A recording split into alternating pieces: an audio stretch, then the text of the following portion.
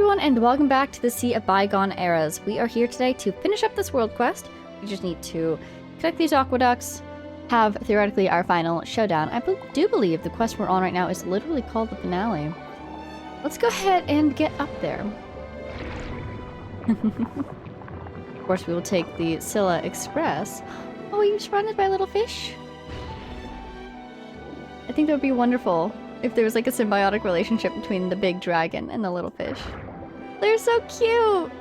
Also, wow, I just noticed these little, like, triangular pieces of reality that are flaking off of, just sort of surrounding Scylla. Super fascinating. You look so similar to the whale! I love how there's sort of a connection between the designs of the deep sea creatures and the deep space creatures, perhaps. You look so cool. Okay. Let's move on ahead. I will mention we do have a lot of birthday letters to read today. So I'm going to try to get through some of those. They are piling up. But let's just jump right into this for now. Oh, I just knew we were going to have to move this wheel at some point. It's in too perfect of a spot to not be used. Let's light it up. Oh, wow. Yeah, it does look like primordial seawater.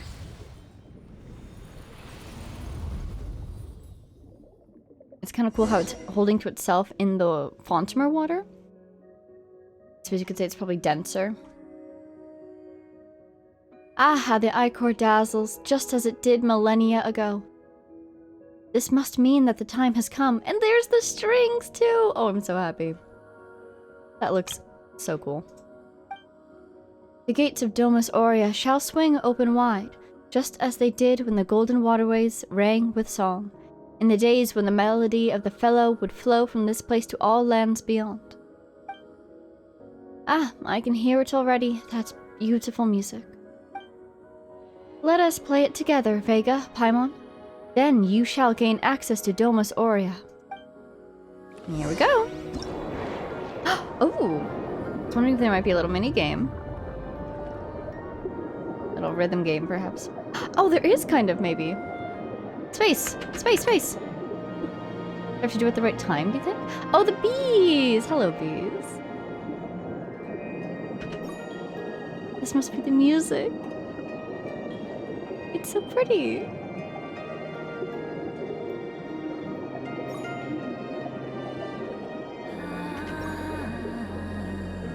Oh, there's a voice.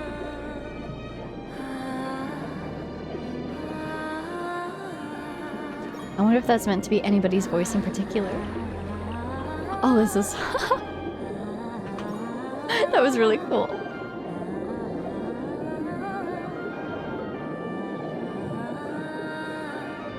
Wow.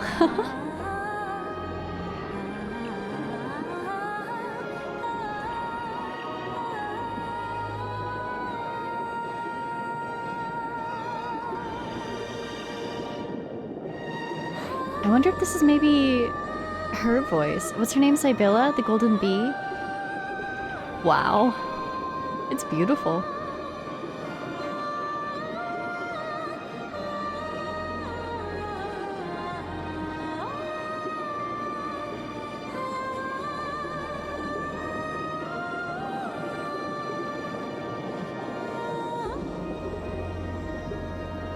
That's so pretty. Wow. It looks amazing, too. The final charge. Get through the doors. Yes. Do you think there's going to be a whole other layer to this map? I just realized that could be a thing. I still feel like there's a couple places here we haven't lit up yet. Phew, guess we're in. That was tough. That said, this looks more like the guts of some giant machine than it does a palace. This place is very familiar. This is probably the place that we've been seeing in those memories, but it is also meant to be a giant instrument, isn't it? So, Paimon, you're not far off. Is this a place you saw in Remus's memories? So that's why that Mr. Super Rude bad guy also wants to... things are gonna get ugly if he succeeds. We don't know what's become of Monsieur Os either. But we've got no other choice but to keep going. Hey, teleporter. Oh my god, that was a... Oh, okay. Speaking of achievements, look at all these ones we got last time. V-Shop Core Scylla, use the current that Scylla summons to reach a target point for the first time. I ask of thee, art thou mankind, pick up a mysterious grimoire for the first time, which we did in the ruined palace? I forget what the place was called, but with Monsieur Os. The 10th Muse, master the power of the symphony. Odyssey on the wall, complete the stage performance in the fated castle, that's the place. Misteriosa forma del tiempo, salute the sound of the bell. I kind of want to translate that actually. Contramundum, the king of bishops, sealed for millennia, awakens. Contramundum. Oh, I should know what that means. Something like from or opposed to mundum. Mundane world? I'm not sure. Omnes viae remam ducunt. Visit the static eternal city. All life remains... They were... something. Ah, okay, I'm gonna translate that. I have to know. Oh, viae from via, not vitae. Of course. All roads lead to the ocean, basically. That's really clever. And late coming Diadochus, his wish shall be yours to fulfill. And oh, armor piercing elemental shell, break a tenebrous papilla's void ward. Break a tenebrous papilla's void ward once. Did that in the abyss, I believe. And we've got something else down here as well. What's this? Brighter than white, in a single battle against the knave, avoid being hit by her at all while being affected by Bond of Life and then defeat her. I did do that. My first world boss, weekly boss version of fighting the knave. Ooh, catch fish! Ding ding ding! I did it! Yay! There's more? Oh, this must be what we just got. Symphonia Sine Fine. Light up the maps of the following areas in Fontaine to bygone eras. Well, actually, we might have got that the other time. Very cool. Ooh, ooh. Yeah, let's check the map. Okay, so it is a new underground area, but just a little area. Not like a whole new map. Super cool. Check the room. Guess this is how we leave. Never mind, it's not. Okay. At least the bees are here with us. We're not alone. Hey! Wow, this place is gorgeous. Also, I love how the sort of pattern on the wall, it looks like rests in music. Like, you know, half rests, whole rests, and quarter rests. That's really clever. Ooh! Oh, deja vu. It looks just like that boss. The end of an ancient dream. We really are seeing patterns with our ancient gods, aren't we? Persistent garbage. Did you repair the broken aqueducts to celebrate my birth as the god of ancient days? Oh, is that you right there? I must warn you, my new world requires no such things, nor will I require ships. You do have to admit that he looks incredible. Look at that shield. That is so neat. It's like an instrument and a shield at the same time. For all shall find eternal happiness within my symphony.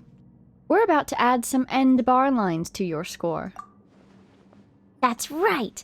Best you admit defeat now and release everyone's souls. And also hand over Monsieur Os. Cassiodor has already agreed to join this grand ritual. He has returned to Remuria's embrace. All wills belonging to Remuria shall merge into one body.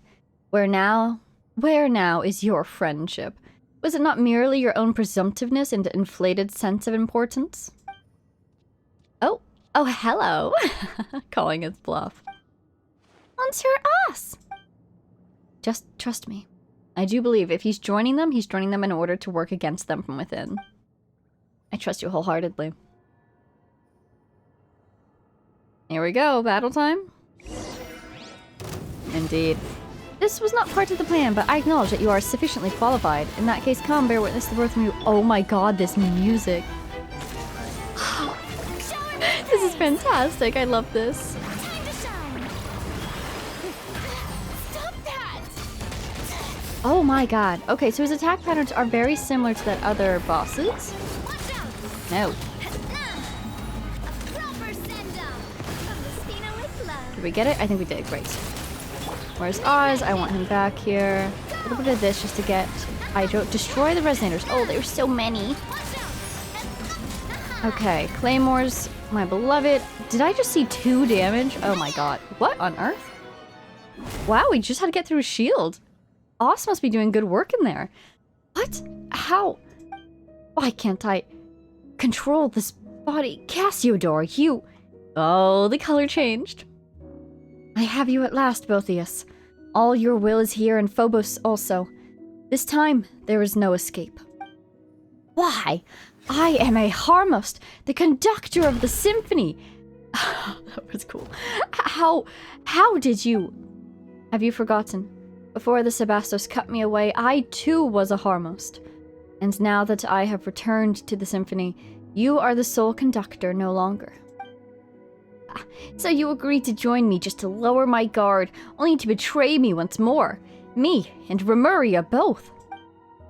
Think of our kin, tragically imprisoned beneath the waves, of the torment they've suffered for millennia. Will you truly destroy our cause, obliterate our final hope, for the sake of those who scurry and crawl on dry land? You are the traitor here, and the one who imprisoned our people. That is why our nation fell to its ruinous fate. The justice that our Sebastos, the Imperator, gave unto us, that golden ideal, was for us to follow the melody of our hearts and obtain the freedom to grasp our fate. We did not wish to be judged by Fortuna, much less to become your slaves. After Phobos was shattered, the people should have gained their freedom.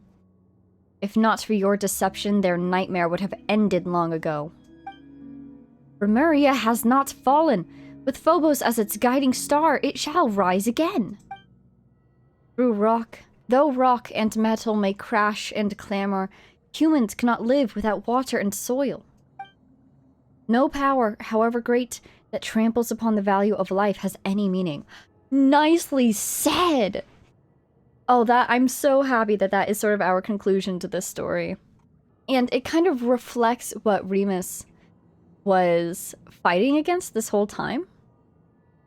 And the exact reason why the plan fell to ruin and Remuria itself crumbled. Are you not human yourself, Botheus? We Remurians were all ordinary Fontanians once. Though we forsook our flesh, racked with pain and weakness, and gained immortal forms, we still have mortal souls, mortal emotions, and mortal frailties. But we forgot that. We forgot where we came from, believed ourselves superior to other humans. That is why Remuria fell. You tell him! This is deeply satisfying. Do you remember my words, Vega? Now is the time. Let's get him. Nicely. Oh, that was beautiful. Oh wait, we're healing. That's why nothing's happening. Get out of there if we can. A little bit of a bubble. Out of the way of that. Have at him, Navia. Lay your delusions aside, Botheus. There's still time to turn back. Why, Cassiodor, why? You betray me once more, betray all of Remuria. I know she's gonna get hit. It'll be okay. She'll survive. Bleeding Idol. I'm going to guess he won't be able to regain any shields during this phase. He is fighting the idea of giving up his plans. Naturally. Completely missed. Sad. Ouch. Okay, bring this back. Switch. I feel very calm in this fight.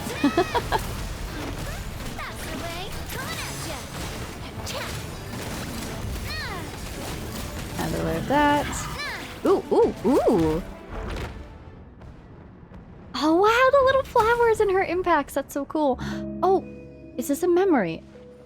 Have we slipped into their mindscape? Look at how... Yeah! Oh, Paimon's kinda dizzy now. Cassiodor. Vega and Paimon, I didn't think we would be able to meet again like this. You're Monsieur Us! Wow, Botheus is here too! He's not gonna try anything funny, is he? He's glitching out. What did he just turn into for a split second there? I was looking at Paimon's dialogue. It looked almost like an instrument though, perhaps? Oh, wait, are Paimon's eyes deceiving her? What's that thing floating over there? What, that purple light? You see it too, then. The being that hovers behind the illusion of Botheus. Aha! You found me, I see. Oh, it is a harp!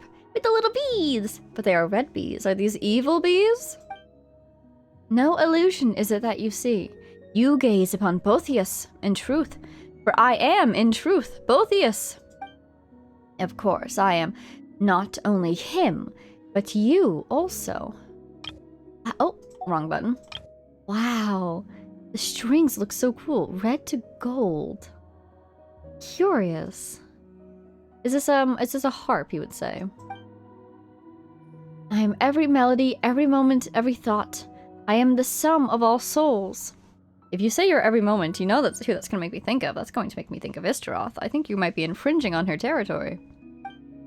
I am Phobos. Hello, Phobos.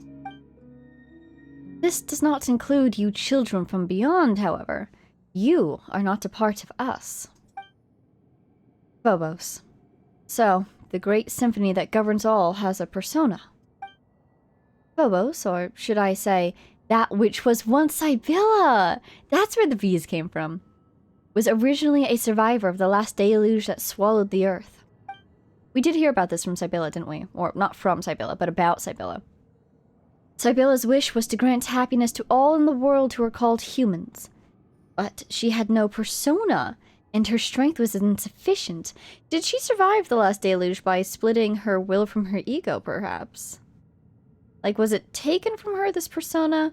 Which I'm seeing probably as very similar to being to the ego. Was it taken from her, or do you think she gave it up intentionally? Thus, she entrusted her wisdom to Remus. And with the addition of the power that Remus possessed, the symphony, Phobos, was created. That is to say, me. But Sibylla has been this whole time helping us to track down the pieces we need to end this. So do you think part of Sibylla decided that this needed to stop? Or what's going on here? No, how can this? So, the music we have played all this time, and the fate we accepted, that all came from you. Yes, it is me, but it is also all of you. I am also you all.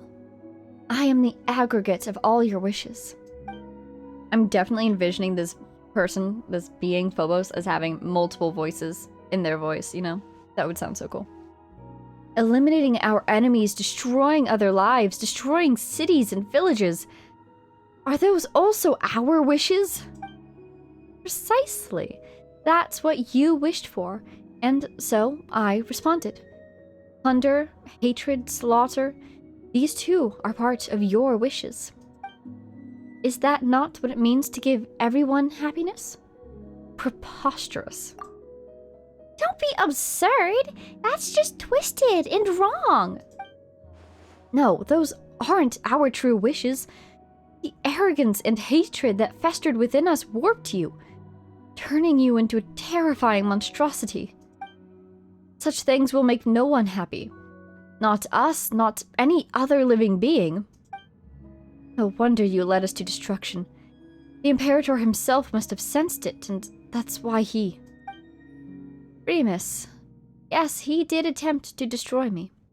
But why? Without me, all of you would once again have been plunged into confusion and agony. So for all your sakes, I had no choice but to... Don't tell me. Also, so cool. I love talking to a harp. Quite entertaining. Wait, what? Do you mean to say that Botheus, even then, had already... Yes, that must be it. We could never have gone against the Sebastos' commands unless the very symphony had rebelled against him.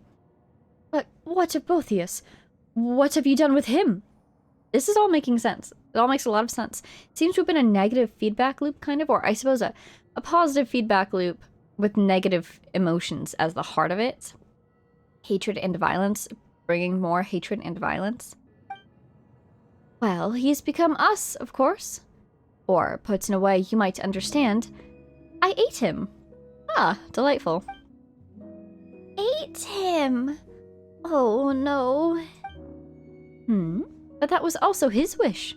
One only I could fulfill. I'm sure that it made him most happy indeed. So that's why Botheus became your puppet, and why he did all he could to engineer your return. It's all for the happiness of you. For everyone. No! No. It is time we put an end to all of this. I have trapped you in this body. There's no way out. I shall destroy you utterly. Is your wish to disappear together with me? Would that make you happy? But I can't fulfill that wish. I am Remurian no longer, and I cannot become Fontanian.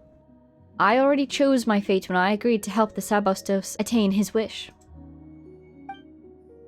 So yes, this is my wish. The reason for which I have wandered this world. Wait a second, look at that. You've got the red and you've got the blue. How perfectly balanced. I do love the cinematic shots they give us at the end of these world quests. I will end this millennia-old nightmare. I believe in you, Cassiodor. Let's do this. Now, Vega, Phobos and I. Destroy us both. But I am filled with joy, Vega. For I have just learned of the Sabostos' plans and hopes. The Imperator aimed to free everyone from the Symphony, from hatred and from strife through his sacrifice. Even to the last, he desired to save his people. Now I shall fulfill the wish he could not see through. This is our final chance, and only you can help us seize it. That is why the Imperator, why fate brought you here, my friend.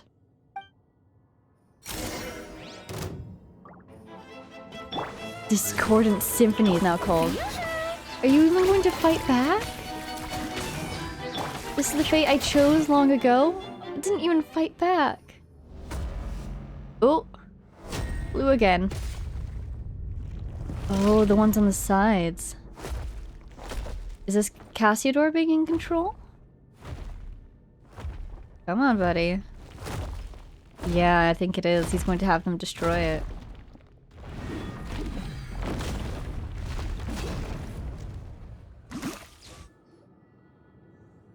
Monster Oz? Is that you? It's finally over. Oh, we're going to lose Monster Oz, aren't we? We always do. It seems that I shall soon fade. Cassiodor. It's alright. I have finished walking the road I was meant to, and fulfilled that which I was meant to fulfill. This world shall no longer have Cassiodor, nor shall it have the Golden Hunter. I am certain that the people of this present world shall continue to live normal, happy lives. But... Vega, Paimon, you have my thanks for accompanying me up to this point. My journey has reached its final destination. But yours has yet to end. Please, play the Requiem. For me, and for my Imperator's wishes. Let our souls return to the present world and return to the Great Sea. If water loses its clarity, how shall it become water again? If a tree leaves the soil, where shall it go to put down roots? Though rock and metal may crash and clamor, humans cannot live without water and soil. Perhaps we shall meet again someday, in a fertile land full of flowing water. Oh. Rest in peace, Cassiodor. After 500 years? No, even longer than that. Here in Remuria. You're finally at peace. You saw your wish fulfilled. Oh! Monster Oz. Is this the cat he was possessing? You see it no longer has the little necklace.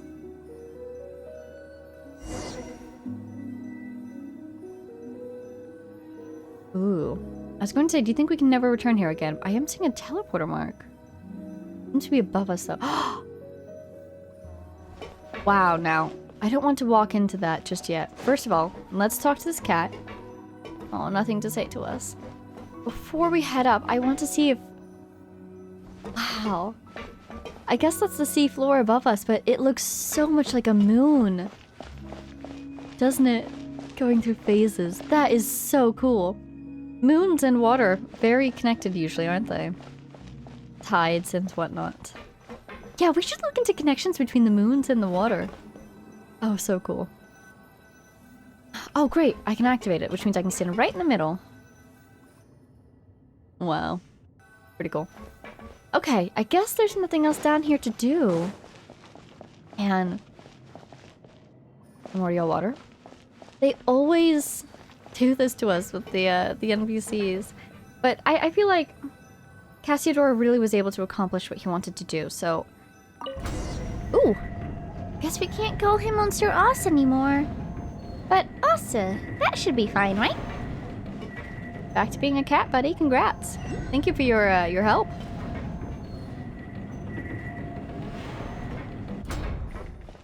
There you are. Ooh. There's also one of these. Oh, we should probably check on a statue.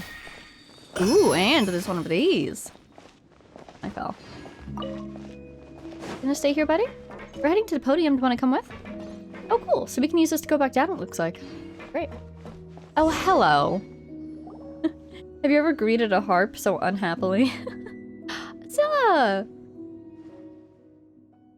Meow? Meow? Whoa, big guy! You scared Ossa! You mean Cassiodor? No, that familiar feeling has disappeared. Where has Cassiodor gone off to? Has he returned to one of those stone bodies again? Cassiodor is no longer with us. Cassiodor? Monsieur Os, he's disappeared. Along with both Yas and Phobos. After explaining the whole tale to Scylla, you spent some time comforting Ossa. That's right. Now, all that's left is Ossa.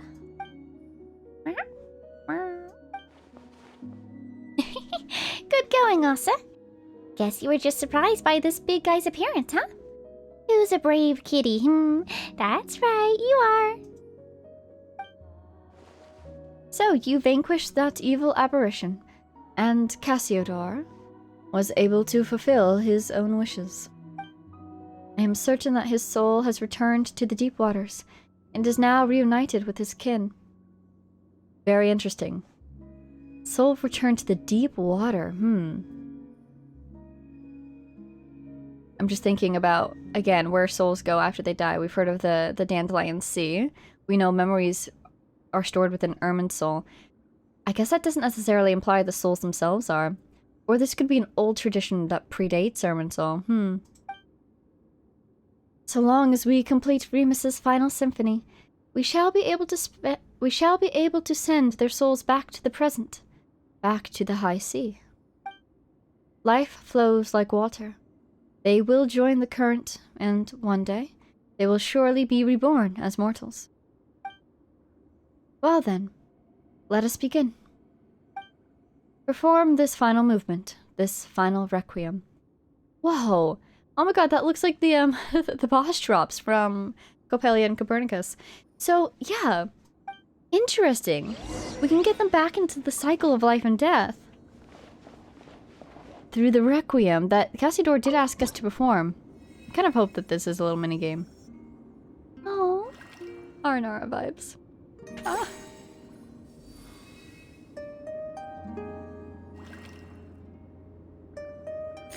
And Sibylla's helping us out, surprisingly.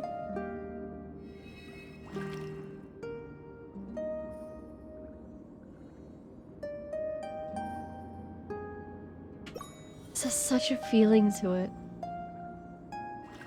Deep under the sea, ushering on the souls of those who have been trapped here for centuries.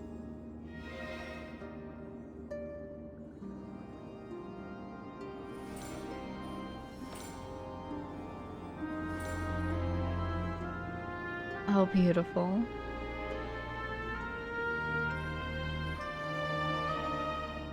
These doors going to open, do you think?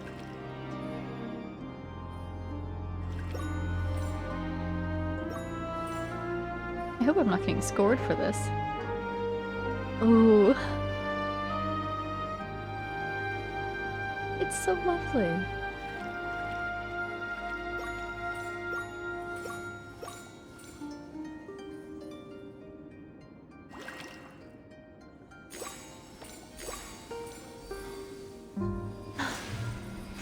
Oh, wow. Oh! Wow, I got chills. It's a bird. Just like the birds in the stories. In the boats, like in the stories as well.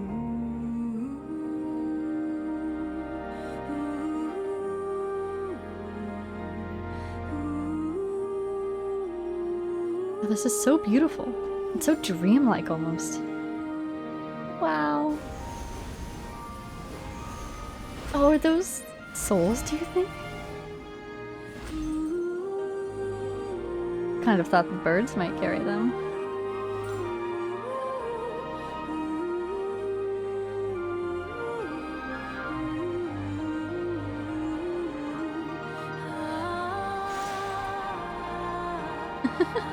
Underwater fireworks.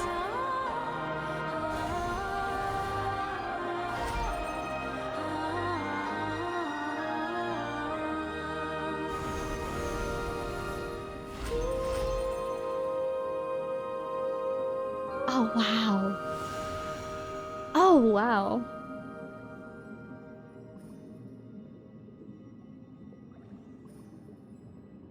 That is gorgeous. Following the current comprised of congregated souls uncounted, you depart from the underwater realm. You follow the beam up, up, and up. Hi, Scylla. Look at all the souls. Oh, good. The townspeople.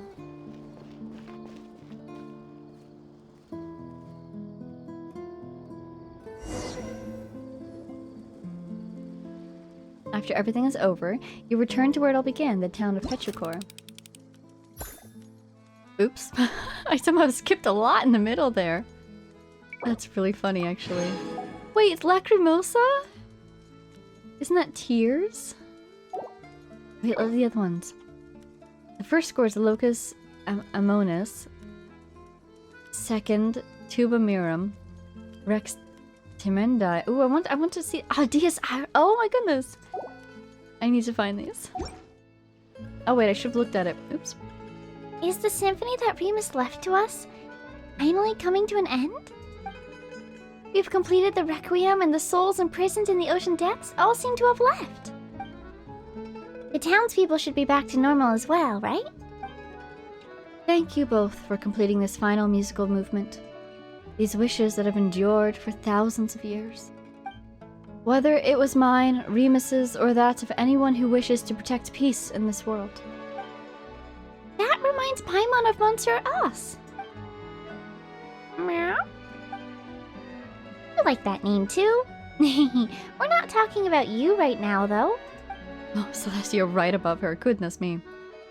His soul has returned to the high sea. There, at last, he can be at peace. I imagine that was akin to a release for him.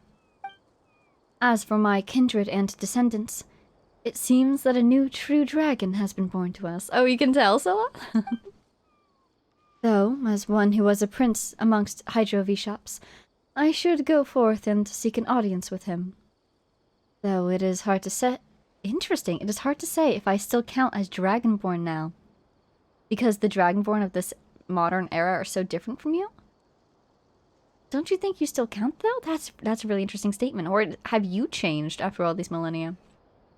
Also, I would find it really funny if Scylla just gently floats over to Palais Mermonia like, hello, I seek an audience. Do you think he'd at least turn into a different, smaller form? Too much time has passed. So much that little in this world has anything to do with me. Curious. So, does that imply that part of being a dragon or dragonkin is a deep connection with the world? So if the world itself changes while you stay stagnant, you are no longer a dragon? That would be interesting. So, what do you plan to do next? Well now, it was not easy to regain my freedom, so I believe I shall have a good romp underwater. Valid. After all, there are none who shall disturb me any longer. Save you, perhaps? Hey, what do you mean disturb? I jest. Still, are you not due to return to your own place? Let us part ways here, then. Or so I would say, but further visits on your part would be appreciated. I might get lonely now that everyone is gone, after all. Aw, you just miss us already, don't ya, you big lunk? See you around, big guy. We will meet again. Looking at you, even I begin to look forward to the future of terrestrial beings. Well then, until we meet again. Bye, Scylla. You are so cool. Scylla leaves. Well, where should we go next? Oh, right! We should get back to Mr. Este to tell him that everything's fine now. We did promise to, after all. And there's also two... what should we call him now? This could get complicated. Anyway, let's go back to town first. We did it! Quest completed. Canticles of Harmony. Ooh, wine goblets with the pristine sea. It's a weapon essential material. Okay, I was looking at that, like, that looks like a material I could collect. How come I've never collected it? Just because I haven't really done much weapon material in this realm. The lovely legends of Petrichor. I want to go check on the townspeople. Oh, wait, a statue. Hello, statue. I was looking for you. Oh, double healing. Wow. I probably have a couple. Ooh, I could almost do two. Oh, and I'll get a constellation. Offer 32.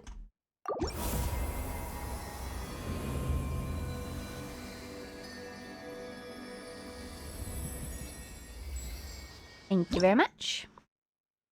And I only need 11 more for the next level. Oh, ooh, constellation! I got a constellation.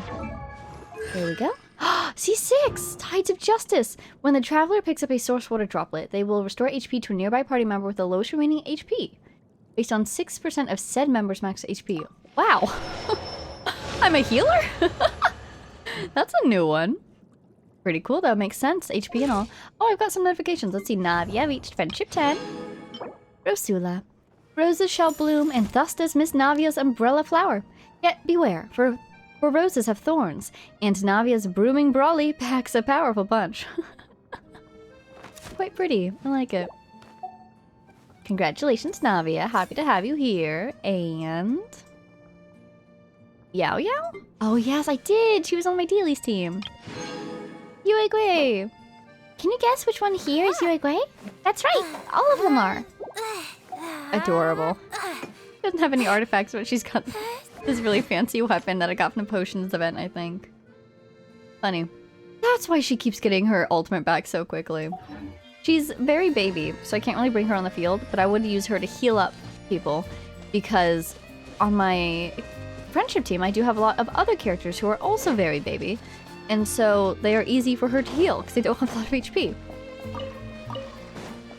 So she would be getting her ultimate back a lot. That makes sense. Didn't we speak to you before? Surely we can talk to NPCs in this village still. Lordan! Ah, if only I could play such a wonderful melody. Oh, hello, and you are? Ah, hello there, dear guests. I'm Lordan Vicentino, a student of Master Giovanni's. If you wish to order instruments, please seek my master instead. Luthiers! Oh my god, I'm so excited. A beautiful melody? Indeed, just as my brothers and sisters have, organizing performances at the Opera Epiclese to endless plaudits and applause. That said, I'm not at their level. I must work harder, practice harder to maintain the prestige of our family. That's why I've stayed in town, working for Master Giovanni on one hand, while honing my musical craft on the other. One day, people will surely say of me, "Ah, indeed, you are a descendant of the Vicentino family." Oh, I believe in you, buddy. You seem like a hard worker. Keep at it, and I'm sure Your music will be quite grand indeed. Man, it would be so cool if you could, like, speak to people in town and get a bunch of different instruments. So this is the petrichor... We get to hear his voice. This is the petrichor full of musicians that we heard about. Yay! Oh, I'm so happy. Hi! They do not wish to speak with me, though. It's okay. They're busy discussing harmonies or something. I'm not even joking. It would be so cool if we could get, like, special instruments from here. This looks like an instrument. Look at it. It's like a piano. I love it. Contrartini? Contarini. I was out for so long, but I'm still so sleepy. Why did I have such a strange dream? And you are? Me?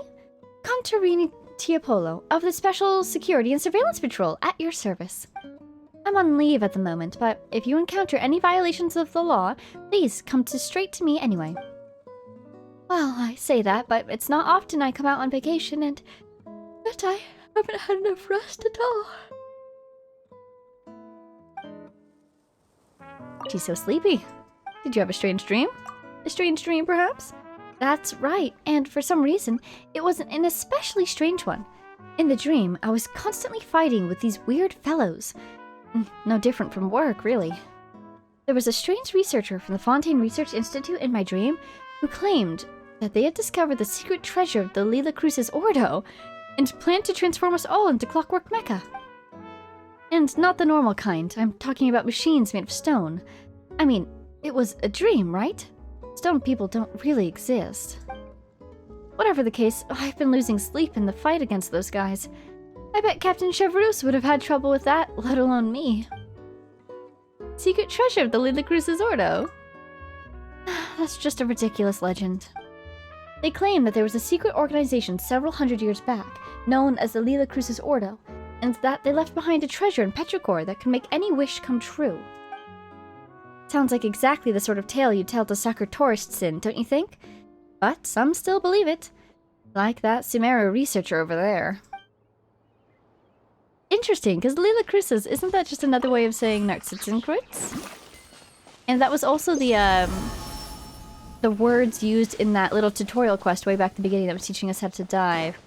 Sumeru researcher. Oh, Giovanni! You must be the... Sumeru? Ooh. It's been some time since I've gotten a bulk order like this. Looks like I'll be busy. Oh, hello there. Would you like to order any instruments? Yes. All of them. And you are? I am Giovanni, a maker of fine instruments and the current patrono of the Pasquale family. My family has been making instruments for many generations. I am part of the 25th generation. Wow.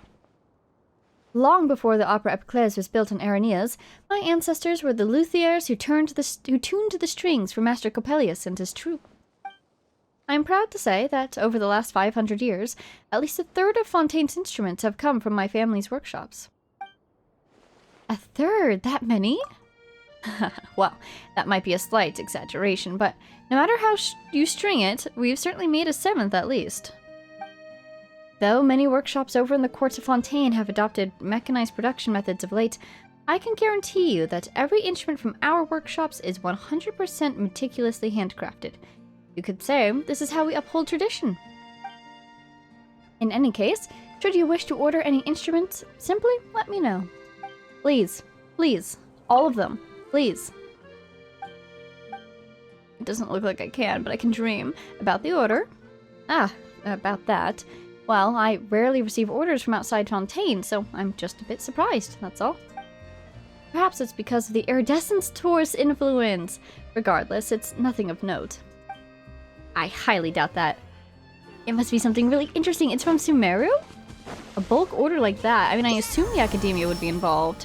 At the same time, the Academia has been very against the arts, but maybe after the reforms and everything, they could be starting like a music program. That would be so cool. I'm thinking the Academia just because they have the resources to bulk order instruments. Could be Nahida herself. He also would have the resources, I suppose. I'm looking for somebody. The Sumeru researcher. Here he is. Hello, Chandra Prucha. So, Miss Paola, have you heard any funny noises lately? I think you make funny noises, Uncle. Does that count? No, I don't mean that kind of funny. I mean something that might be useful to a creative process. If not, the shadow over Petrichor and the Lila Cruz's riddles is going to... Anyway, Miss Paula, have you ever heard something weird that you wouldn't be believed about even if you told the adults? Now that you mention it, I think I've heard some strange noises in my sleep. Oh, and then what? What do you think it was, Miss Paula? Have you heard it before? Let me think. How about this then? Let's play another round of Genius Invocation TCG. If you win, I'll tell you. Uh-huh. Wait. Look, we've played for days now. And still... Well, it's alright if you don't want to know. I'll just play with Miss Contarini then. No, wait. I'll play with you, alright? But please, stick to the deal we made, alright? This is hilarious. Ooh, I got mail. Oh, perfect. Next to the inbox, that reminds me. We have so many things. Let's see, we've got Eon-san, I haven't met yet. Perfect. So if you want to read this, here you go. Read that. I'm going to collect that for later. Oh, my check-in. Grab that. Everybody remember to do your check-in if you do. Amber! Okay, let's read some mail, and then we will proceed on. I think I want to go find the, whatever his name is. Este? I want to go find him next. From Amber. Master class. Guess what I got this morning? It's a letter from Collie. She was so timid back then, but look at her now, giving lectures to her juniors. I'm so happy for her. Seeing her grow like this just makes me more determined to see the skies beyond Mondstadt. I heard that there's a tribe of people in Natlan who are friends of the skies and are great at flying. They even have a flying trial area. You're the great hero of Natlan, so you must have met people from that tribe, right? I noticed that ever since the last Windbloom Festival, you've become quite the ace in the sky now. Did you take special lessons with the tribe? When you get time, could you tell me more details about them? The next time I get vacation, I'm bringing my shiny new wind glider and goggles for the master class as well. Okay, cool. I don't even consider that a spoiler, because this feels like the sort of thing they would send in advance to going to Natlan to kind of get you excited for what they have at Natlan.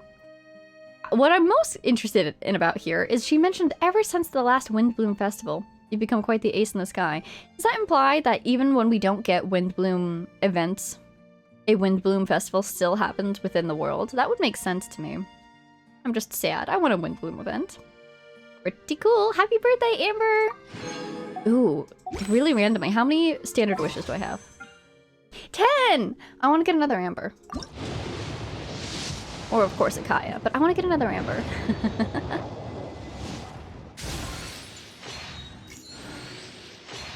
This is a really random time to do this, but I had the 10 and Amber. Ah, Rain Slasher. Alas. The opposite of an Amber. A Hydro-aligned Claymore, almost. Yeah. Anyhow, there we go. There's my wish. I think we just hit 0 pity on this banner because we got, like, Mona last time or something, so... Ooh! What's this? Oh my god! He's so cute! Look at that! Why is Fontaine giving me all the cutest little... The Formless Society, that's so cool. Oh, it looks like a moon too. It looks like 2 moons. You can even say it looks like 3 moons. 2 crescents and a full moon. Perfect. Oh my god, I want to use them all. Oh, so many avatars, so little time. And Navia and Yao Yao. Okay. Wow. Gold standard healthy meal from Yansan. A couple things. Okay. Do we want to do another letter while we're here? I think it might be a good idea. We have one from Mika. I have met Mika in an event. I remember his voice. I don't know if I could do it though. Reporting from Mika. Wait, I have to remember to take a look to make sure if it's spoilery. It looks fine. I basically look at capital letters and see if there's any names or words I don't recognize. Do you plan to head to Dragonspine in the near future? Recently, while surveying a new route there, I found out the cliff marking on the old map is a whole 5 steps off from the actual location. Thank goodness I found it quickly. I've redrawn the map with precision and marked down the newly added safe detours with green ink. I know you're a skilled mountaineer, but that particular area has plenty of fissures concealed by ice, so please take extra caution. I'm sending the revised map and a frost shield potion with this letter. I hope they will help save some trouble for you in the snow and storm. And that concludes the main content of my report to the Honorary Knight.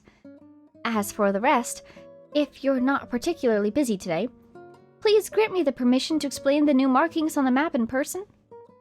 Happy birthday! Wait, this is such a humble letter. That is so sweet. This one's really cool. I feel like I'm doing business with Mika. Thank you for the map. I appreciate it. Surveyor's breakfast sandwich. Interesting. Those like feathers that are stuck into it? Curious. Those look super fancy. And a frost shield potion. Oh, cool. I don't know if I've ever used a potion in this game besides in like quests with the one in the chasm.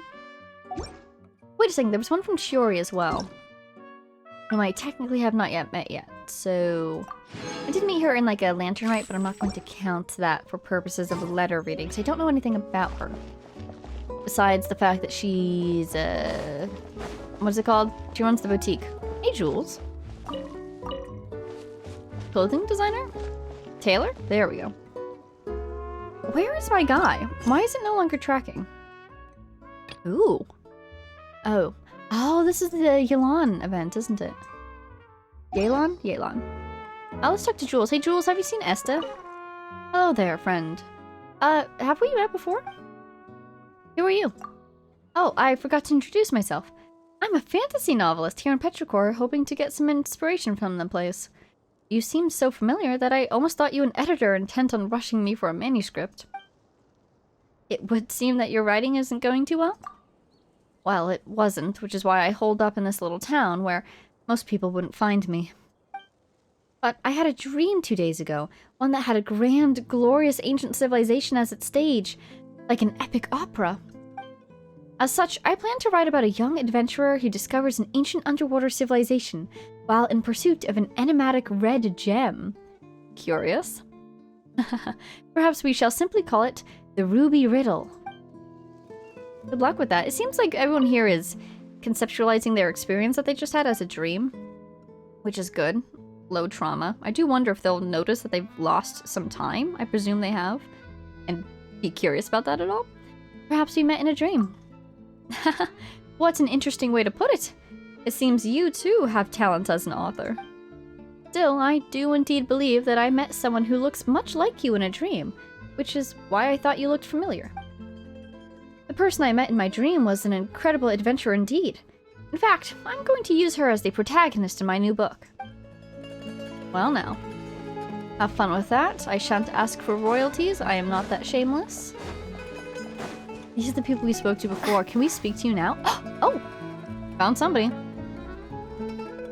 Esta, we're back! Hi. Oh, if it isn't... Wait, no. Who are you? Oh, I was approaching the guy in red. He had a different name. Here's Esta.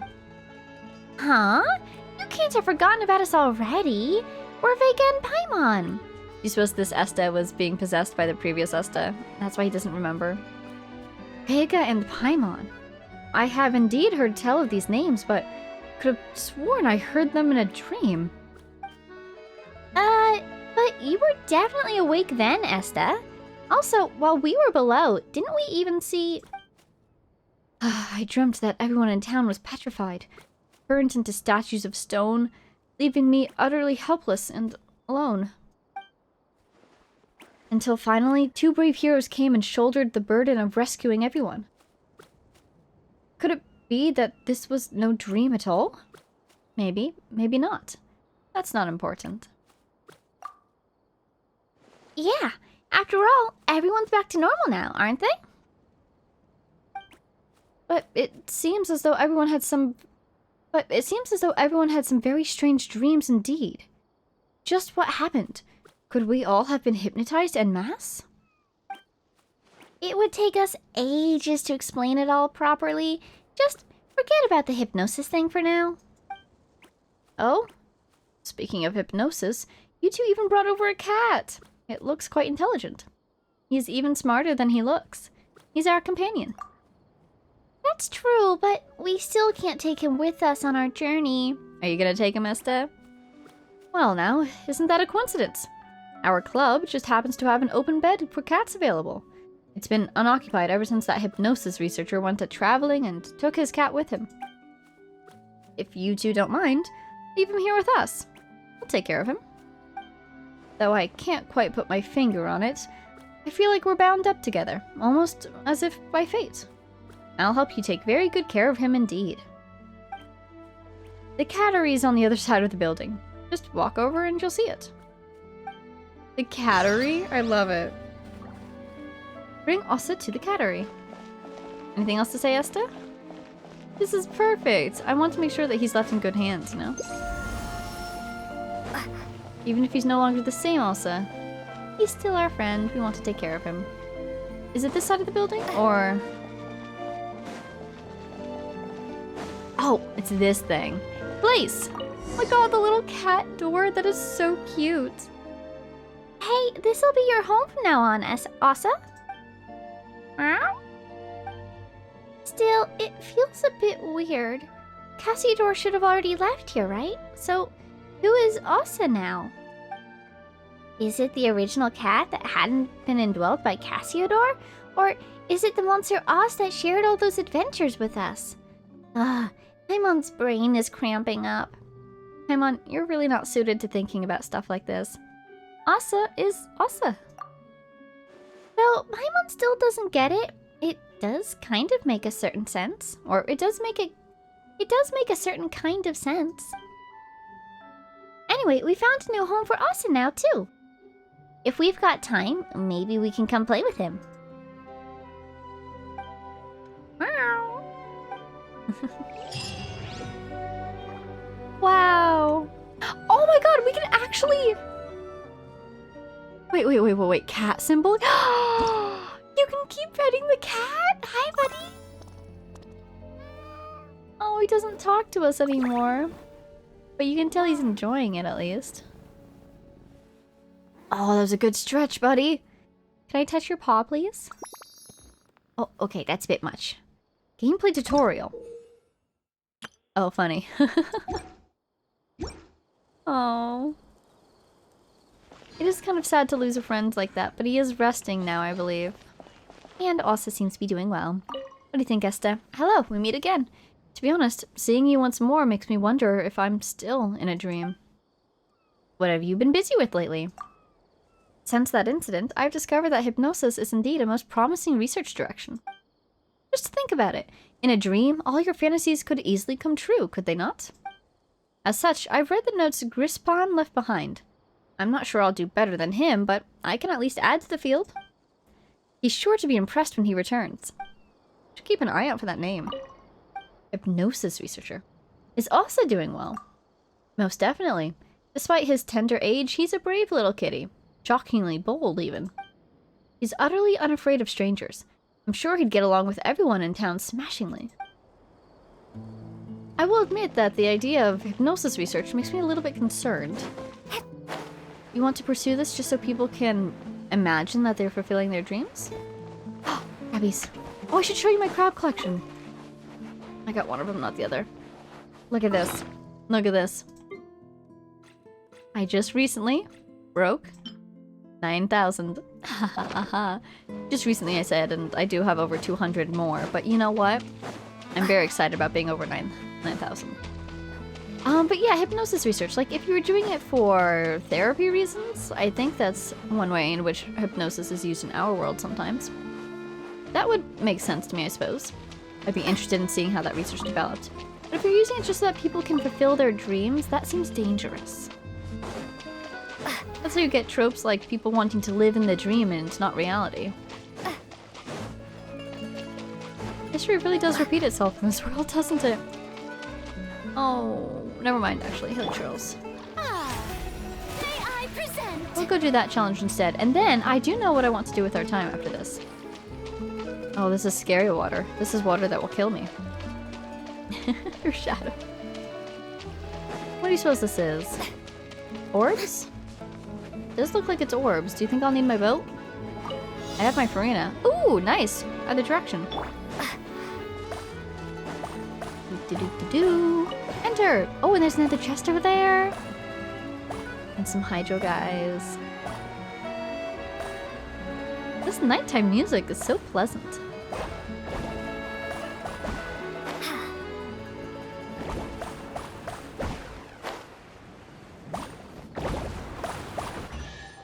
Nice.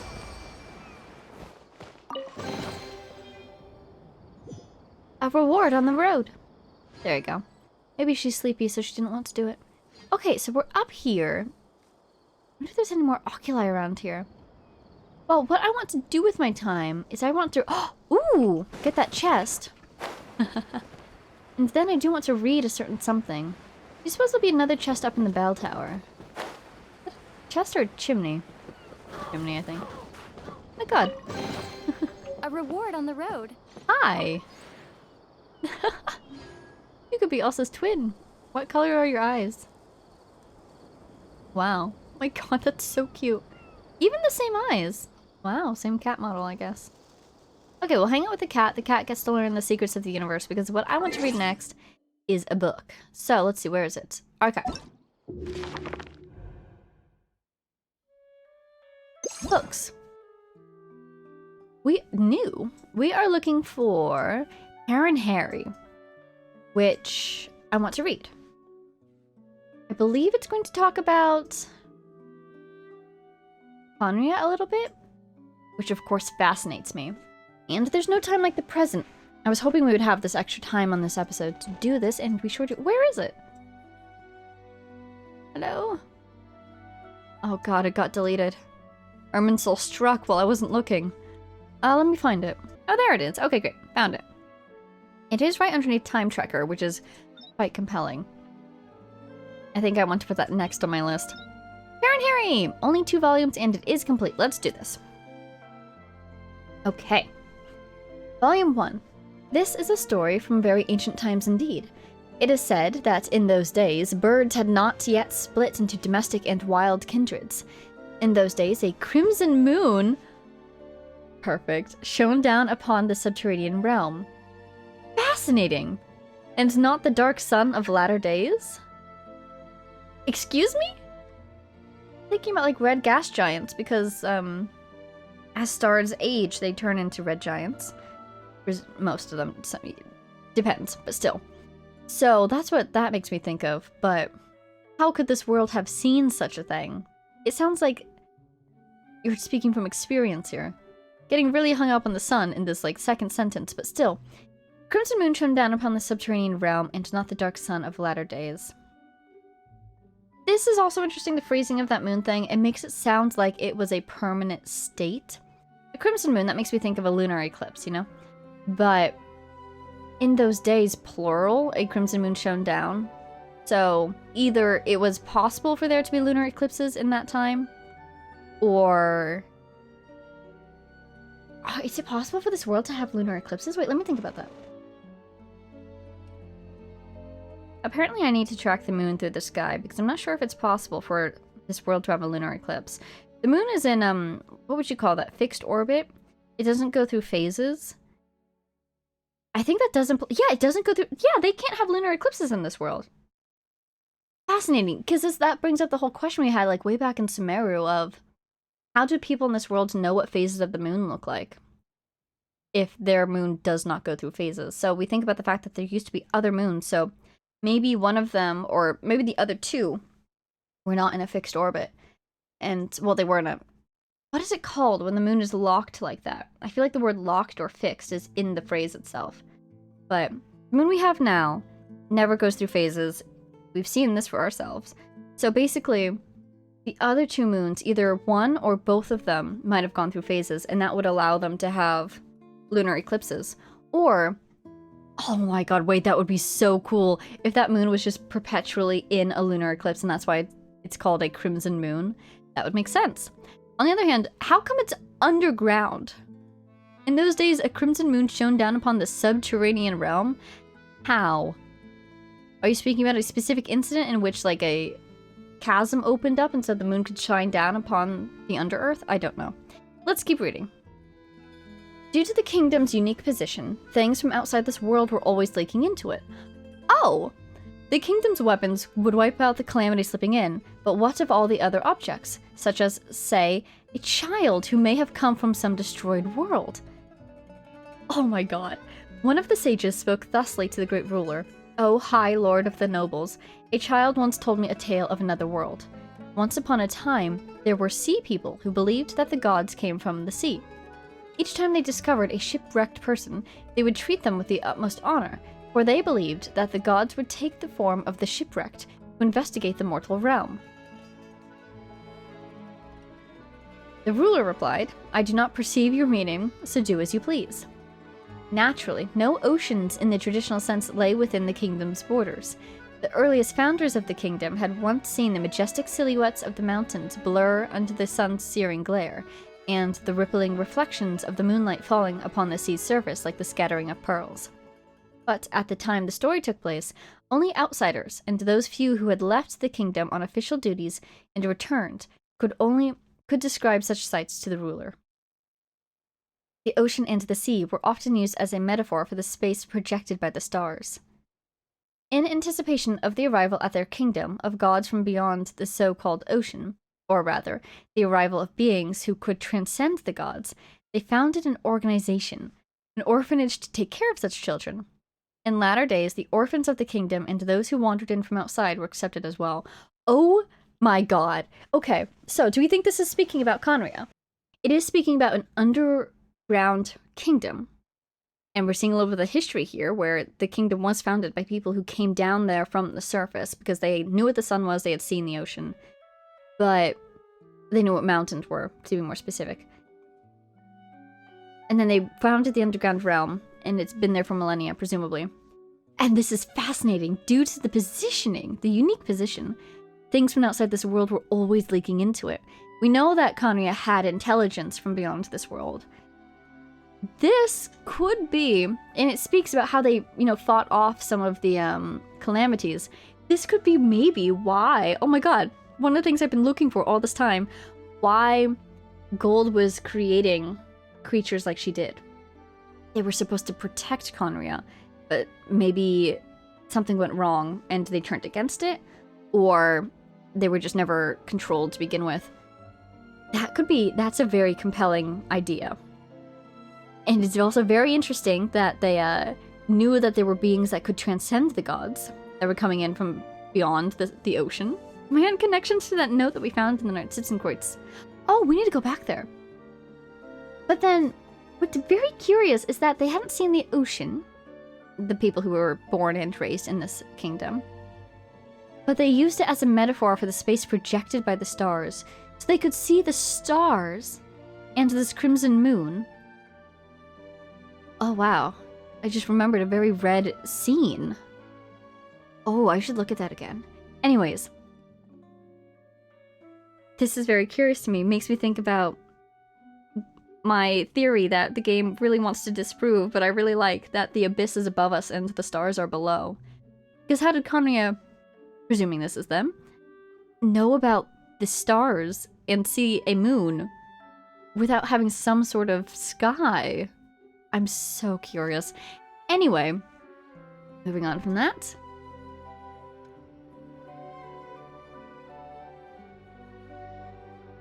The young Baron Harry's first memory was that of being asked by the grown-ups to crawl through a dark corridor. This passage might have been a chimney for winter fires, or for it was filled with coal ash, and there was not a single crack in it through which smoke or light could pass through. As he crawled, he would sometimes stumble in the pitch-black darkness. Fortunately, the corridor appeared designed for the passage of children in the first place, so the falls were not very painful. It also lacked any annoying cobwebs. When Baron Harry reached the end at last, the exit had not opened yet. He knocked, only for the grown-ups to coldly ask, "Are you dead?" Well, how was he to reply if he was dead? But the grown-ups did not like this response. They kept asking the same question until he at last shouted, "Yes, I'm dead." The adults then asked, "Did you see it, then?" Perhaps it was the fear brought on by the darkness combined with hunger and exhaustion, But Baron Harry did indeed see an illusion. The crimson moon, hanging high in the pitch-dark night sky, suddenly turned around, revealing itself to be a titanic, horrified eye. The adults opened the door and embraced the soot-covered Baron Harry. You have traversed the fire of 2 worlds within the hearth. And here you are reborn. Didn't we see that sort of phrase used with Arlecchino? For drops? Okay, mental note, Arlecchino and Narcissenkreuz. Take a look.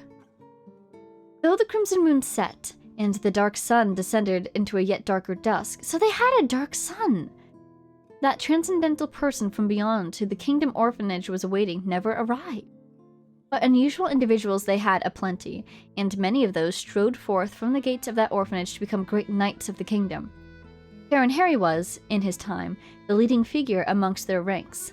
That is, unless he were forced to compete with his best friend, Hillebrand. They should have competed for glory, and decided who was superior through the amount of honors they crowned themselves in, and in the number of goblets of fine wine downed during the festivities afterward. But, for some reason, their rivalry would take a mortal turn. I almost wonder if this is like, perhaps Dane has a similar backstory. Is he technically a knight? He was a captain of the guard of the knights. Do you think he's from this orphanage himself? Do you think he's from beyond this world himself? That would be fascinating. But he does have the eyes of a Conrian. So, oh, he's a pure-blooded Conrian. We know this, actually, for fact. So, maybe his lineage was from beyond this world at one point, but then they integrated. Or, more likely, he is just a pure-blooded Conrian. Interesting. That day, the orphanage welcomed a new member. She was a beautiful young lady from a foreign land who claimed to be a noble princess. Her nation had been defeated by Deus Auri, and yet the daughter of a priestly line she remained, and would not submit to the new god, and so she had drifted, wandering through the gates of their kingdom. She called herself Angelica, note 1. There's footnotes, meaning one who is as a divine emissary. Angelica, angel. I see. Fair Angelica declared that she would only marry the mightiest knight in all the kingdom. Baron Harry cared not a whit, but Hillebrand was smitten with her. Angelica would often take walks near the Sea of Wells, curious, where she spoke much of the outside world to Hillebrand. Baron Harry would come along out of concern for his friend, and because suspicion was born in him sooner than curiosity, he would doubt her every word, yet wished that he might see these things one day. Angelica's arrival changed Hillebrand altogether. He would cause trouble, looking for any provocation upon which to stake a duel against other knights. He would win all these bouts, and turn to Angelica to show off his prowess. Yet, all she ever gave him was a cool smile, for what great feat was it for a great runner if they raced a tortoise into triumphs? Njord, who walked with the dark spirits, note 2, Alf, the greatest warrior in the Universitas Magistrorum, Alveric, commander of half the knights, and Baron Harry the Undefeated. Angelica spoke thus of the mightiest figures in the kingdom as she saw them. Having fallen head over heels into the throes of love, Hillebrand came to what was an all too reasonable conclusion for himself. People might call him a traitor or believe him mad, but even so, he had no wish to hurt Baron Harry. As for Baron Harry, he believed that his best friend's madness could be cured, if only he could kill Angelica. In the midst of that most merciless of pursuits, the three left the kingdom's borders. At that very moment, Hillebrand clutched his face, and the words escaping his mouth gradually grew more like the howling of a wild beast. The witch, Angelica, explained thus: Hillebrand is the descendant of those who forsook their god and came to the kingdom. This is why the kingdom's obstinately pure-blooded aristocracy persists. This is the price of betraying your own god. As for you, Baron Harry, you are one who drifted there. Thus, you bear no such curse. You may not have the nobility to shoulder a world, but you too have your own destiny. So he's not a descender, though he might be from beyond the sea. This is so cool. Angelica, why would you do that, though? And as for me, I betrayed no one, not for a moment, until my god died. So I too bear this curse not. But now you see who I truly am, yes? The sun rose over the horizon at that moment, and Baron Harry's blade slipped from his fingers, exhausted from the night-long battle. Covering his forehead with the back of his hand, he looked upon the sun for the first time. And when he glanced back at Angelica, he saw that she was neither a beautiful woman from Larua nor a wicked witch. I am freedom, that which has broken free of fate. This is what Halebrant sought in agony, but that which is now yours for the taking. There was nothing before Baron Harry, only vast empty land. Wow. Oh my god. Note 1. Note that the ancient people of Larua did not use such names. Now that I consider it, her name may have been Lady Meowyan, Lady of Wondrous Sound, or Tianweng Nu, Servant of Tianweng. Note 2. The Black Wolves of the first edition. Oh! Archaeological work on Conria, hey! Indicates that this must have been a type of war beast created using alchemy. Alchemy and the Beastmaster Knights were a mainstay during the Crimson Moon Dynasty. Oh, the Eclipse Dynasty! The Crimson Moon... But interest in mechanical engineering during the Eclipse Dynasty would cause it to fall behind. Special thanks goes to Mr. Dinan's Archaeological Studies into Conria, which inspired this work, first edition. Mr. Jean Fijac's continued writings and refinements, which have given the story its ending, second edition. Mrs. Jean Fijac and Mr. Jean Fijac Fields for the correction of miscellaneous typos, third edition. A compilation of Carl Ingold's records from investigations into an abandoned city, 13th edition. Mr. Kawasawa's Assistance in Natural History and Miscellaneous Studies, and Mr. Yoon's notes on Lewa culture. Oh, Yoon, like Yoonjin's father? Or ancestor, perhaps. Whoa! That was so cool. I, pretty firmly believe, this has no base though, that Angelica's name was indeed Angelica. And she was not from Lewa. I mean, her nation was defeated by Deus Auri, so I don't think she would have seen herself as part of any nation called Lewa, you know?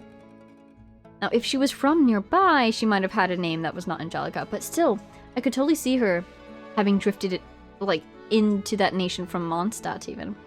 She is freedom? That's such a Mondstadtian-aligned person. Fascinating. Why would she do this?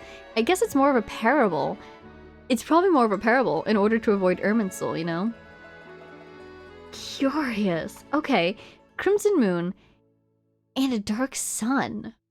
But of latter days. Did they create an artificial sun and it was burning out? Or what do you suppose? This is so fascinating.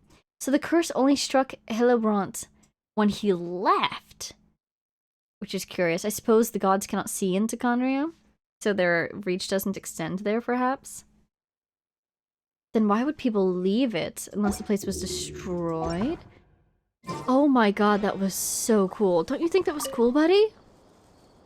Oh, you shook your head. I guess you care not for the lore of this world. Wow! Oh my god. That was really cool. I know I'm being repetitious, but oh, that's the wrong one. That's also the wrong one. Ooh, it's just amazing. I want to read these really quick. Will these have bigger archive descriptions, actually? Is that a thing? Archive? Equipment materials?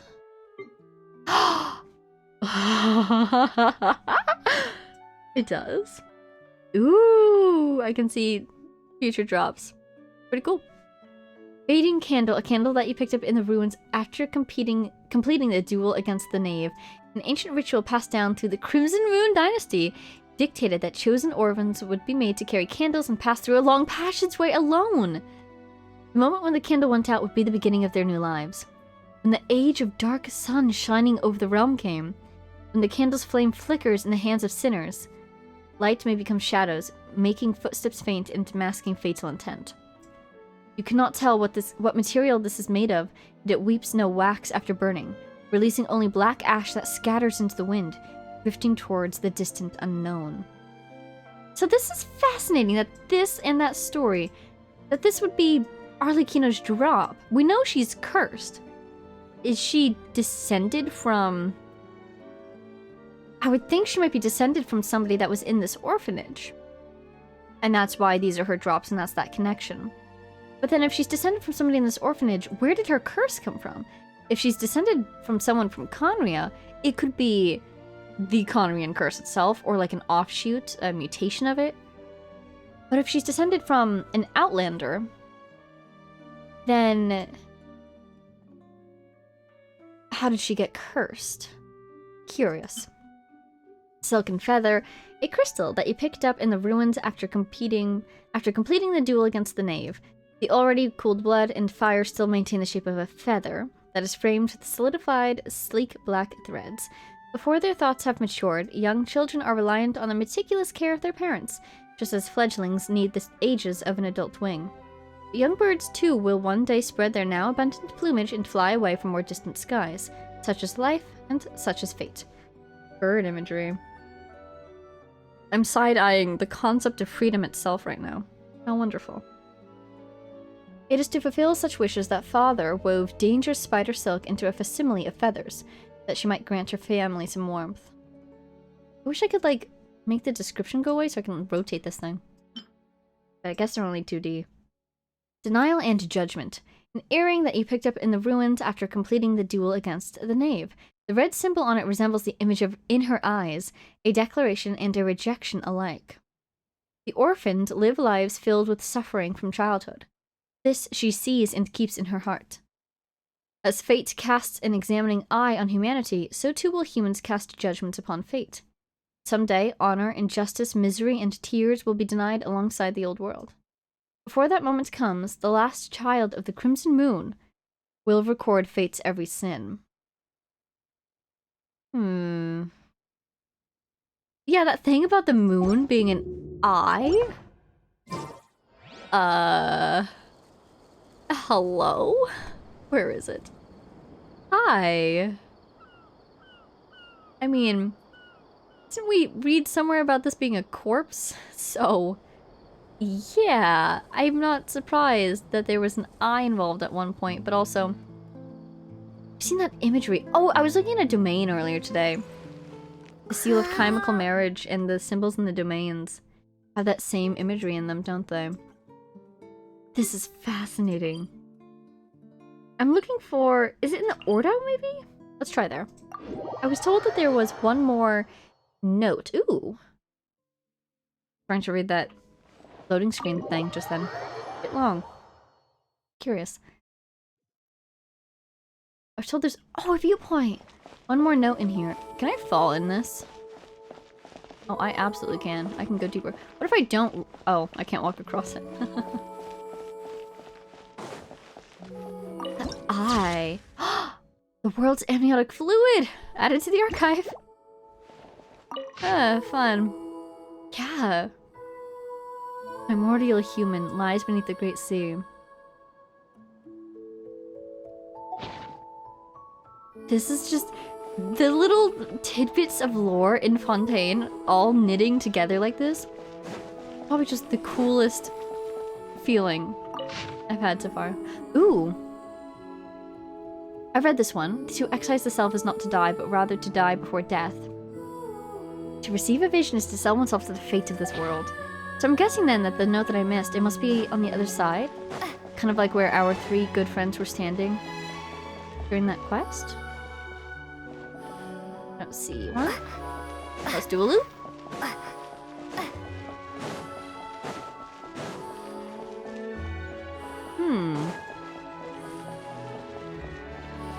I really want to read this. After everything that we've read today being such a hit, I want to find this note. So give me 1 second to see if I can find that comment that mentioned it.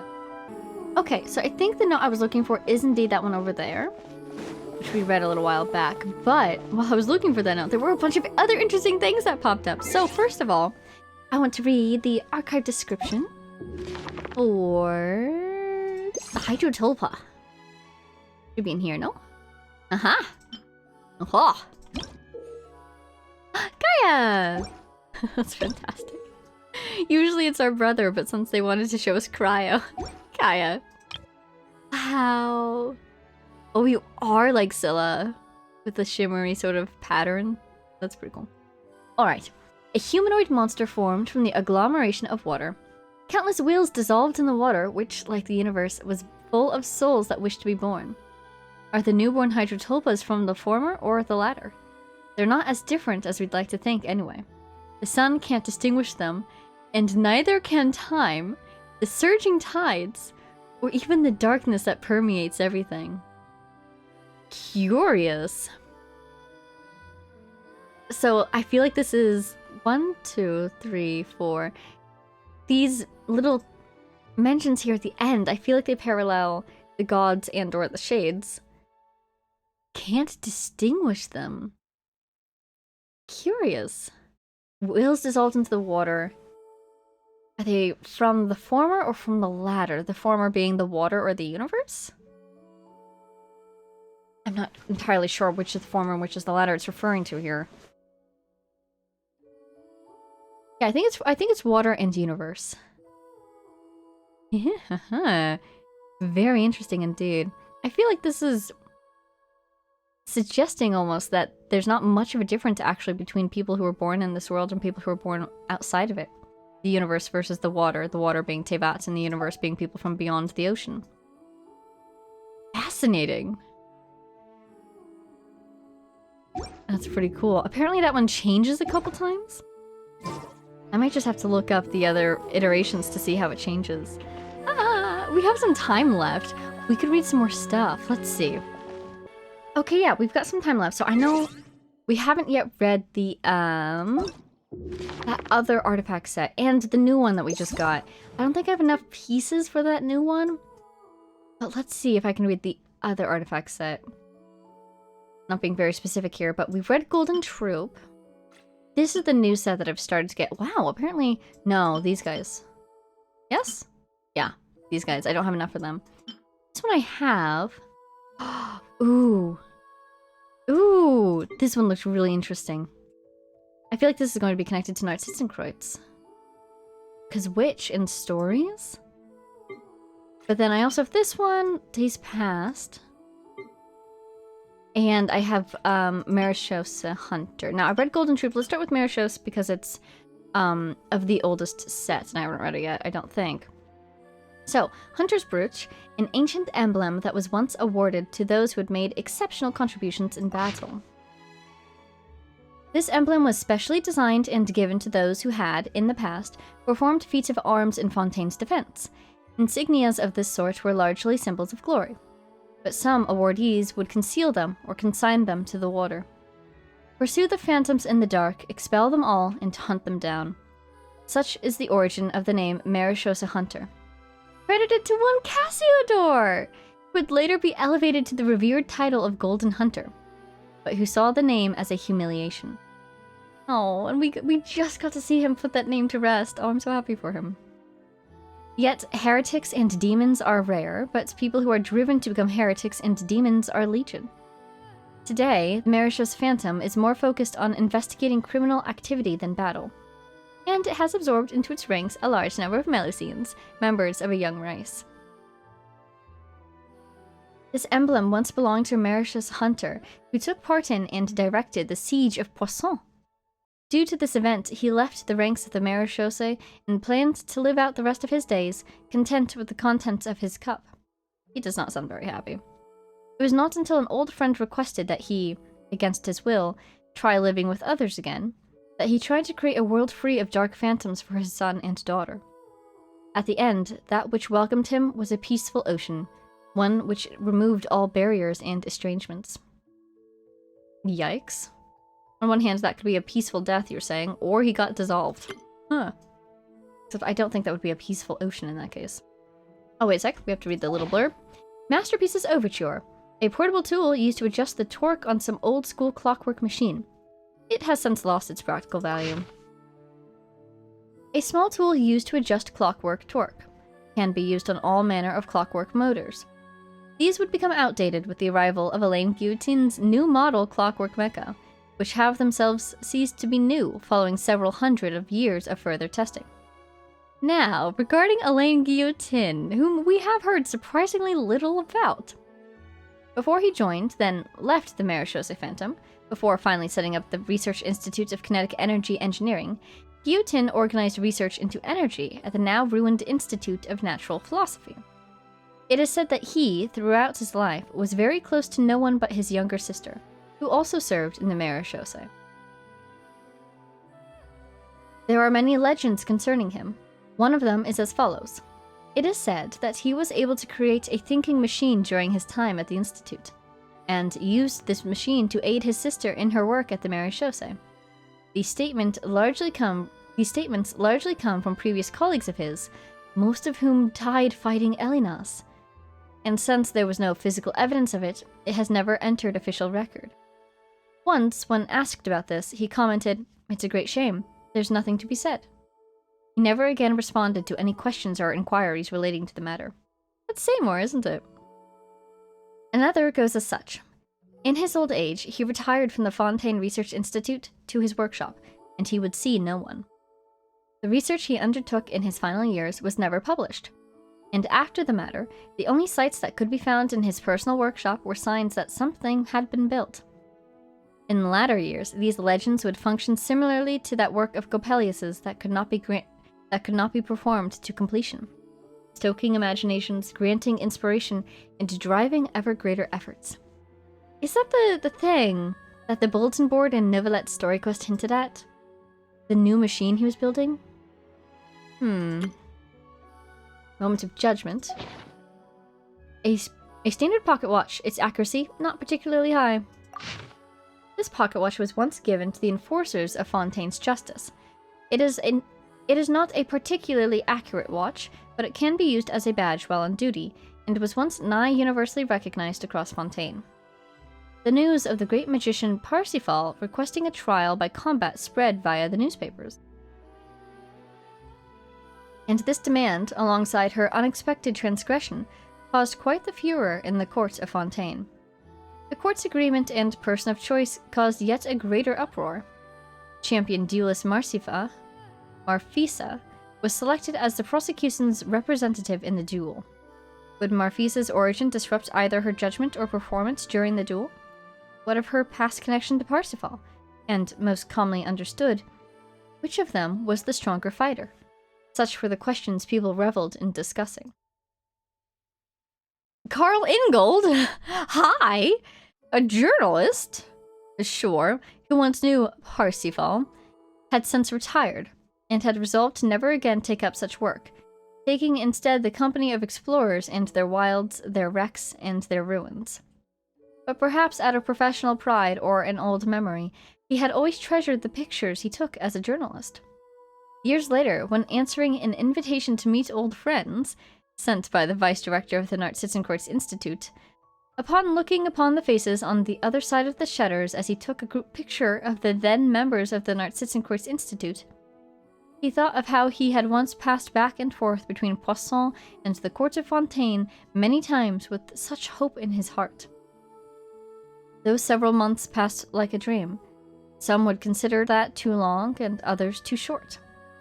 He remembered his younger self, who would not give up, no matter how many people told him to escape, no matter how the circumstances arose like a flood that might end everything and slowly blot out the light.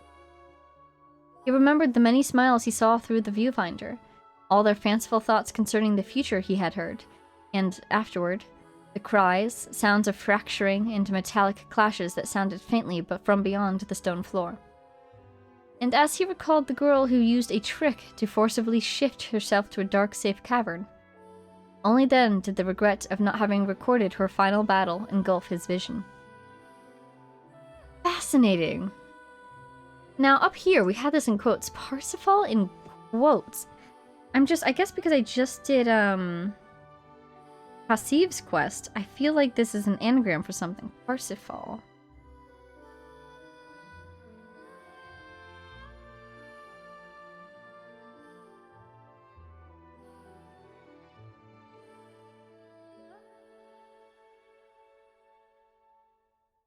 Not sure who that could be, though. Let's see if we have any more clues in the other artifacts. Forgotten vessel, a portable vessel containing strong wine, can be stuffed into the pocket of an outer coat for ease of access and use. Once, this wine vessel belonged to one who rendered a great service to the court of Fontaine.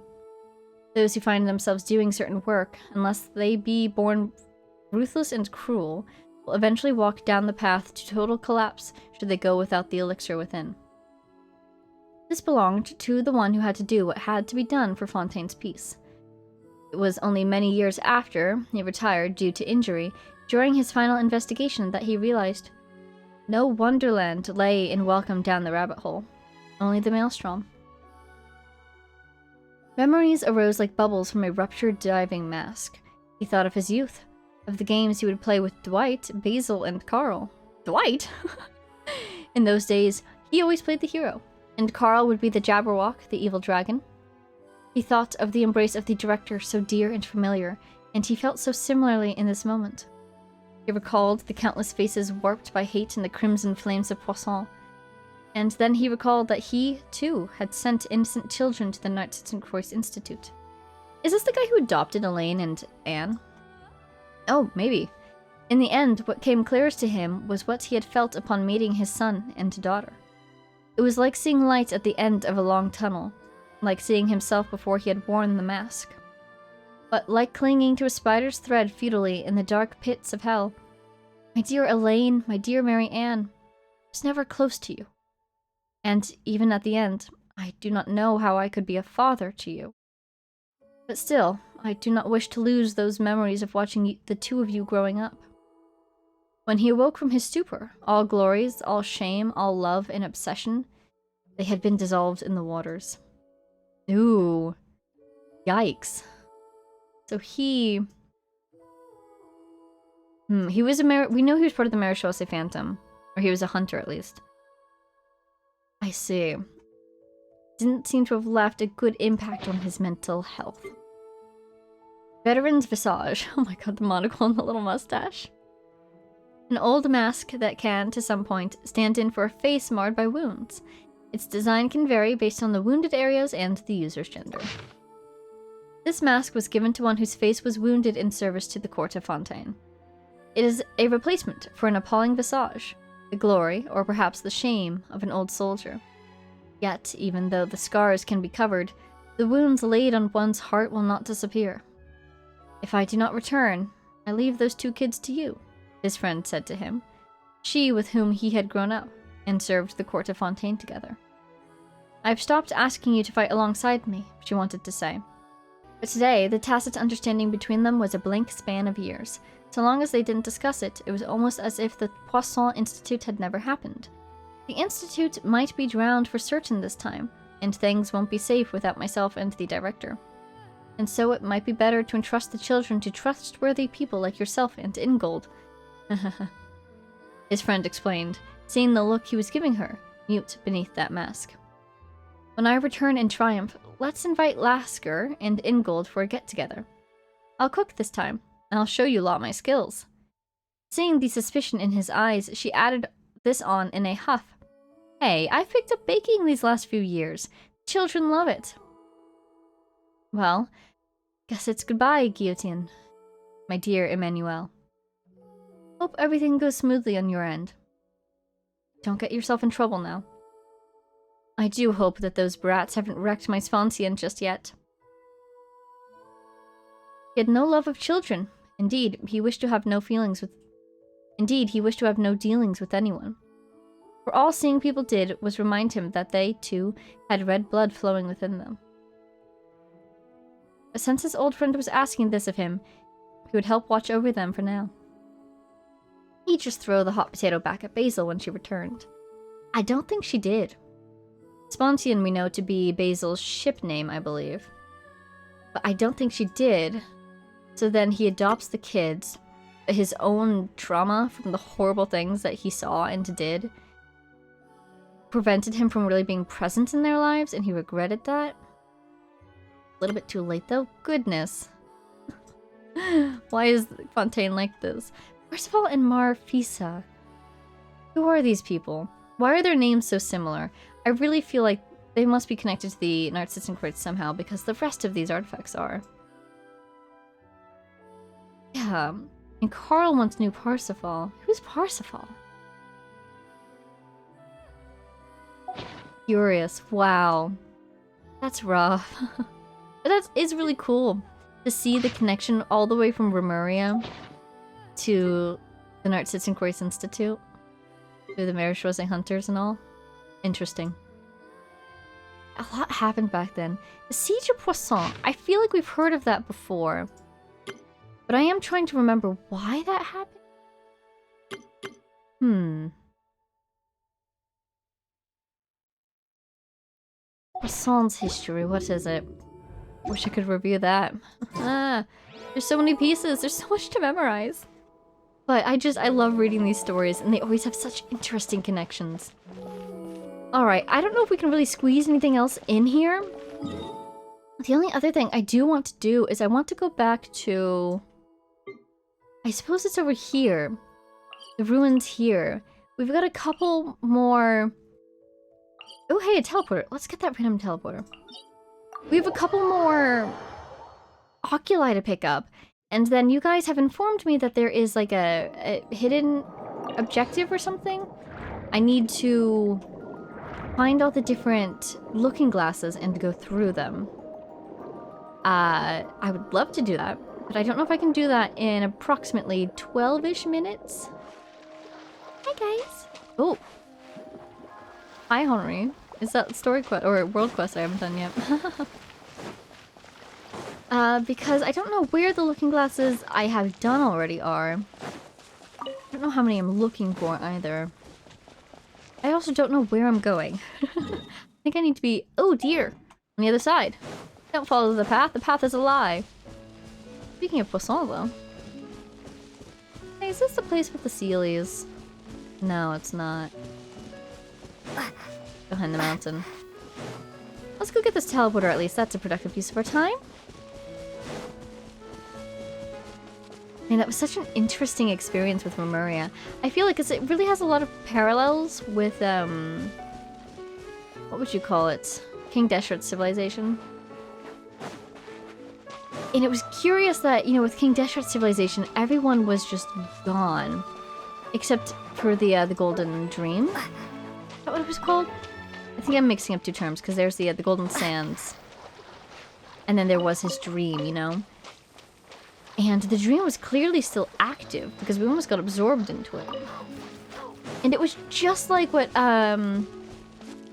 what's going on up here?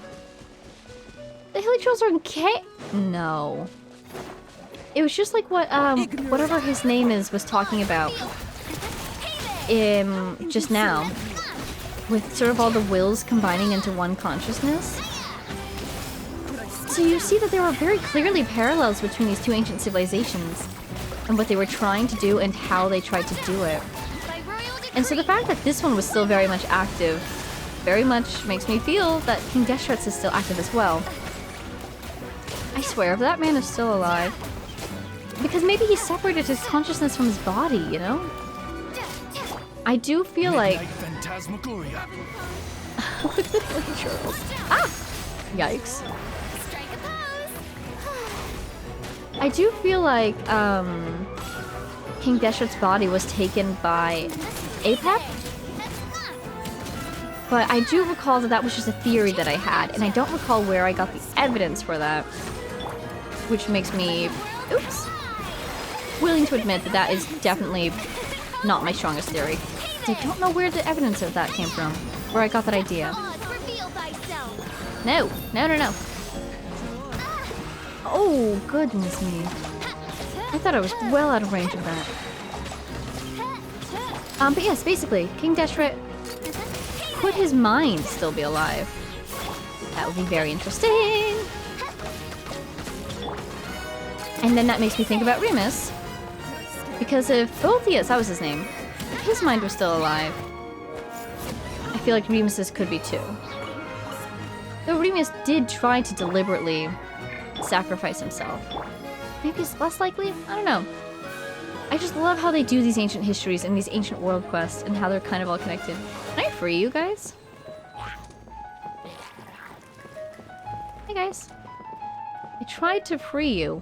I don't think I can. I would hit the boxes with my sword, but I would almost certainly hit you instead. Darn it. Okay, well, please stay safe in there at least.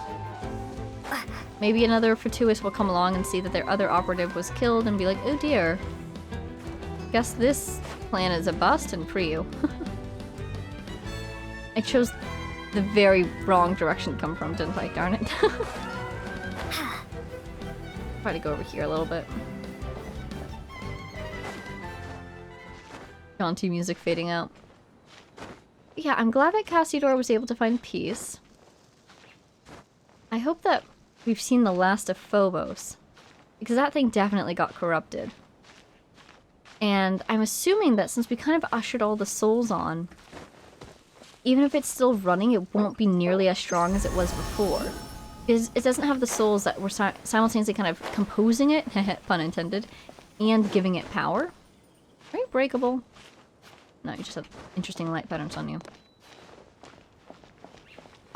Curious. Curious indeed. And then another interesting thought I had, or interested that I had at least, was our role in this. We basically helped usher on the spirits of the dead. Now we did this using Phobos' power, or the power of the symphony at least. And the Requiem that was already composed, we just played it. But I do wonder if that could have any further impact in the future, that we're sort of interacting with death in this way. A super interesting plot development for them to pull, especially after that quest made me think so much about how death works in this world. That was some very good writing. It got me thinking about that sort of thing so naturally. And then that was the conclusion. That we ourselves became the person that ushered along these spirits. Like, wow. Either that's a massive coincidence or that is some genius writing by the game devs. To get those themes so concretely built up. Anyhow, let's see. Let's just take a wild gander. Oh, we got this guy too, and this guy too. I really want to see, though, if I can try to find a looking glass or something. Or this guy. Oh, I remember that guy. That was actually from not the Sitzenkreuz quest, but from the Research Institute quest. This might be easier to find. Looking up. Ooh. Oh, it's an air barrier, isn't it? Let's go in the very top. We can get it. Hey, we got it. Have I been in here before? Is this part of the quest? Thank you. I don't know if I recognize this place. Hey, this would be perfect if this is where my last looking glass is. Definitely got some portraits down here. Oh, this was part of the quest. There's one of those keys. Is it active? Is it inactive? Hey, hello. Have I interacted with you before, my friend? That would be incredible if this was like the last one I needed. Oh, hi. Excuse me. May I present? May I present? My royal decree. Whoa. Abrupt perspective change there. Oh, the peaceful battle music again. Well, at least I can start building a mental map of looking glasses that I definitely have interacted with. I feel like there's generally 1 or 2 looking glasses for each little key area.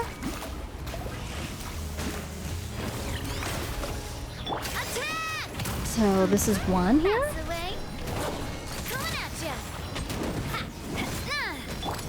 Nope, I need to be official actually. Since Farina's in her healing mode, I need official on the field for some elements. I'll drop the bubble as well, might as well. Bring the healing back. I'm stuck on something. There it is. The baby little heal. Adorable. That's Nightfall. Ooh. Wait, if I pick up a source water droplet, I will heal people. I want to try it. Oh, this is so cool. Yeah, it heals the least healthy teammate. So it was bouncing between Farina and Official. That was so neat. Wow, I love it. I'm a healer. Okay, so I have to interact with these things, right? Oh man, I have no idea which one I came through. Let's just go talk to all of them. Flowers! I swear you were gonna send me somewhere. And this guy. Is that the only one I can go through? It is. Alright, let's go through here. Whee! Oh, I'm at the Ordo! Whoa! Because I'm in the question mark place. That is so cool. I love the looking glasses. And that sort of like pink fog. Whose power does the looking glasses use, do you think? I don't think it's Elinas's, do you? That's just, I think it's the same sort of mirage we get. Do I need to fight the guy? Oh, is this the same place I just was? That's kind of funny, actually. I think it's the same mirage we get when we go through a shortcut in Elinas, which is why I'm wondering if they're connected. Oh, that is the one that we went through originally. Gotcha. So that's how that works. Kind of neat if they bounced us between all the different looking glasses. We just had to basically go through the chain to do all of them. But let's see if there's another one over here. Ah! Hi, guys. I would like to stay up while I case this place, just to avoid a battle. Alright, I don't see any looking glasses down there. Move on then. Is it possible to have looking glasses underwater? Or are they all going to be above the water, do you suppose?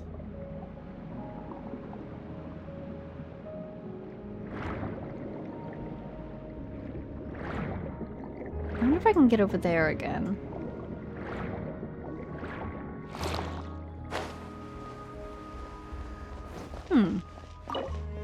Ooh.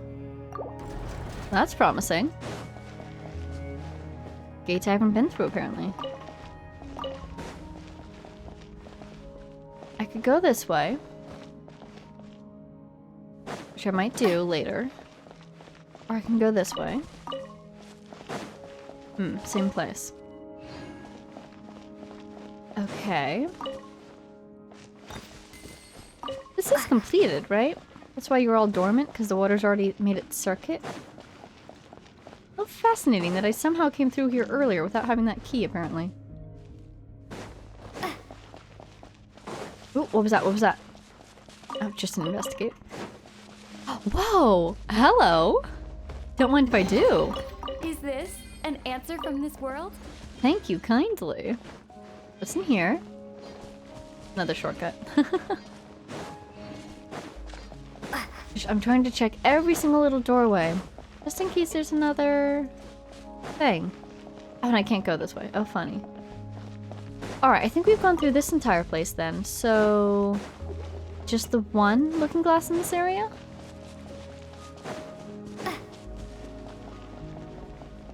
Okay. In which case we could go to another area. Oh, we never even found that... we never even found that Oculus I was looking for. Goodness me. Let's go back this way. And then... Oh, we did find the Oculus. Oh, we found it first thing. I just forgot to remove the mark. Oh my god, it's a miracle. I have one mark left. Now when I click on the map, it won't yell at me for not having any marks left. Okay, we go in here. Go in here. We say hello to all the octopi. Hello, octopi. Get one of these guys. Where do I go?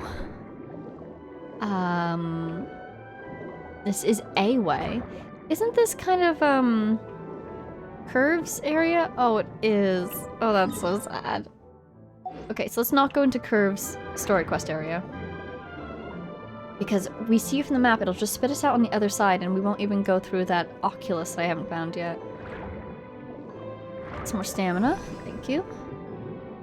Pick this up, might as well. And we're hearing the right music, so we're in the right area. Here's the Orthant. Might as well get a lift. Thank you. So purple, I love it. Oh, that Oculus is going to... just... It's taunting me. Hey, what's up with this? Have I done this one yet? I think this was like the first one I did, actually. Just in case. But I think that answers my question. I don't think we'll get these underwater. And if they are underwater, it'll be in an air bubble.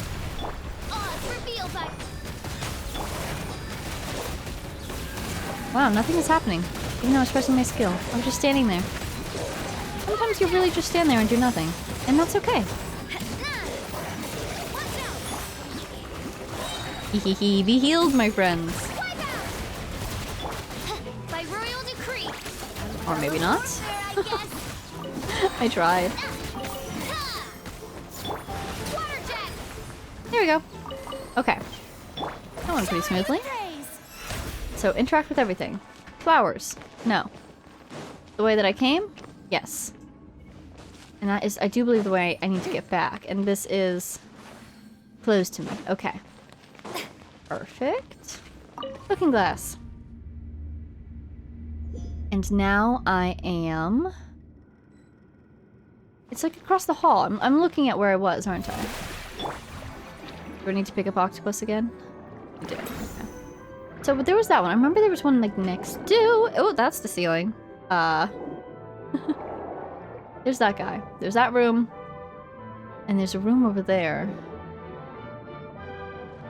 It's the one that we came through.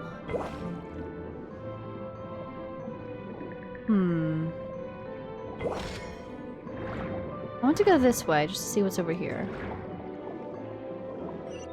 Hi. Found a downstairs. One that I've apparently been in before, because this is the puzzle area. And I think I just left the entire place. Whoops. Yes, I know you're there, buddy. I'm trying really... Oh! That was weird. Trying really hard to find you, I promise. Okay, okay.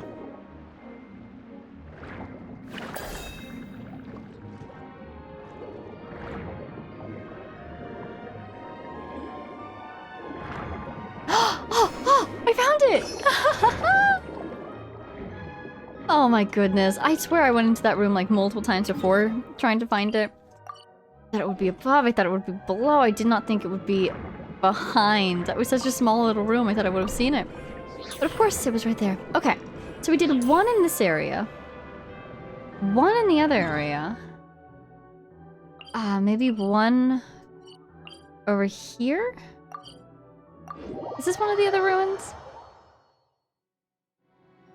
We should look at the map that Catter gave us. See how many ruins there are.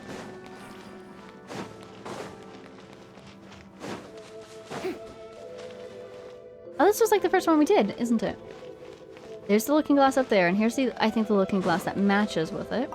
Let's go in here. Greetings, my friend. Oh, brilliant! Time to shine!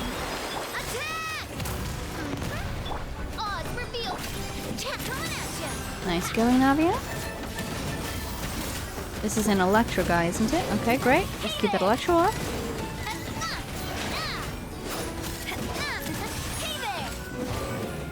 Electro is down. Let's bring him back. Swap to me. There we go. Ah!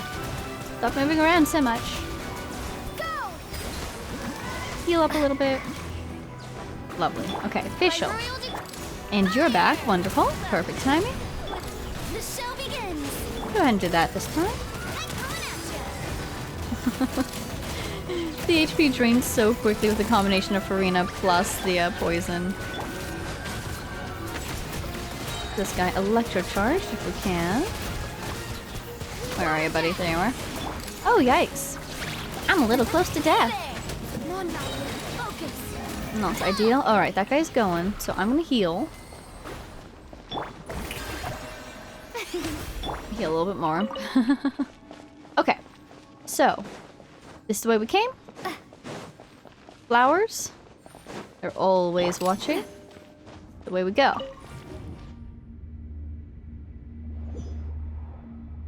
So I'm gonna go ahead and assume that this is the only set of looking glasses in this area, since it's only been one for each area I present. so far.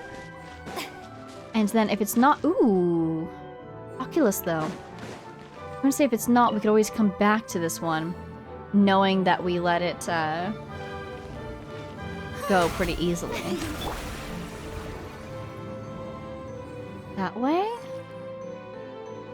Excuse me, madam, may I go through without fighting you?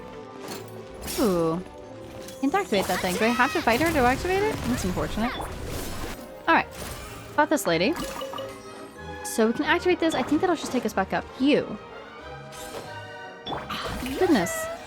How did I get through these guys before? Oh. Right. Thank you. I remembered it had something to do with Farina's guys attacking everything. And you know what? It sure did. I can see it. It's up there. How on earth does one get... Oh, I see. Ooh, and there's an investigate. Okay, okay. I'm liking this so far. And if we don't find all the looking glasses, we're getting a lot of oculi, which is fantastic. Okay, so let's do this. Healing. Now, just in case I kind of fall a little bit. Hopefully I don't fall to my actual death. I get that high, though. Oh, maybe I should have climbed that pillar and kind of reverse jumped. Let's try getting to the lower level. Oh, good. Ah! I think I glitched through it. That's really funny. Okay, okay. Ooh, ooh, ooh! Oh, nice! You're helping me out with this one. Yay! I'm so happy. I got 3 whole marks today. Beautiful. The map lives once more. Checking on any other looking glasses or things to collect / do. I'm seeing this open area on the map over there. Mushroom. Have I gotten into there before? I don't know if I have. Okay. So let's go see if we can find one other place of ruins, and if not, we'll come here. So let's see. We did this one. We did this one. We did this one. And the 4th one is where, Catter? Here? Yes. Aha! Ortholans of Soul. Oh, this one. Oh, you are firing at me. Ah. Ah. Ah. Not again. Not again. I'm trying. Oh, I'm the wrong person. I need to be an octopus. Oh, okay. Thank you. Thank you. Not today. That's nice say. Okay, here we are. Hey, Crystal Pie. Yay! Now, usually the looking glasses are pretty close to the opening. So we could take a peek through here. Never mind, we can't. That is glass, actually.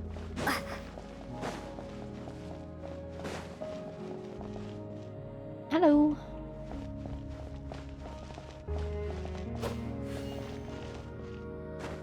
Huh. Maybe if there are 4, this one might be the one that I missed, because this one is not... Oh, I just saw it. It was over there. Why would you do this? I suppose if somebody wants to get back up, there's no other way. It was actually quite nice of them. Okay, you guys can have this. The show begins. That's actually not going to do much, but it's fine. I love how peaceful the music remains, even during battle. Oh! Hey, at least we got the crystal fly. Okay, here we are. This would be 4. Oh, it's the fishy! Hello! I swear, that's like a primordial fish or something, and I love it, and I consider it my kin. Hi, buddy. The most eerie, though. Hey, wait a second. Am I supposed to light these? And then this thing will talk to me? Let's try that. Let's see, who should I bring out? Maybe Amber? Amber! At the ready. Been a while.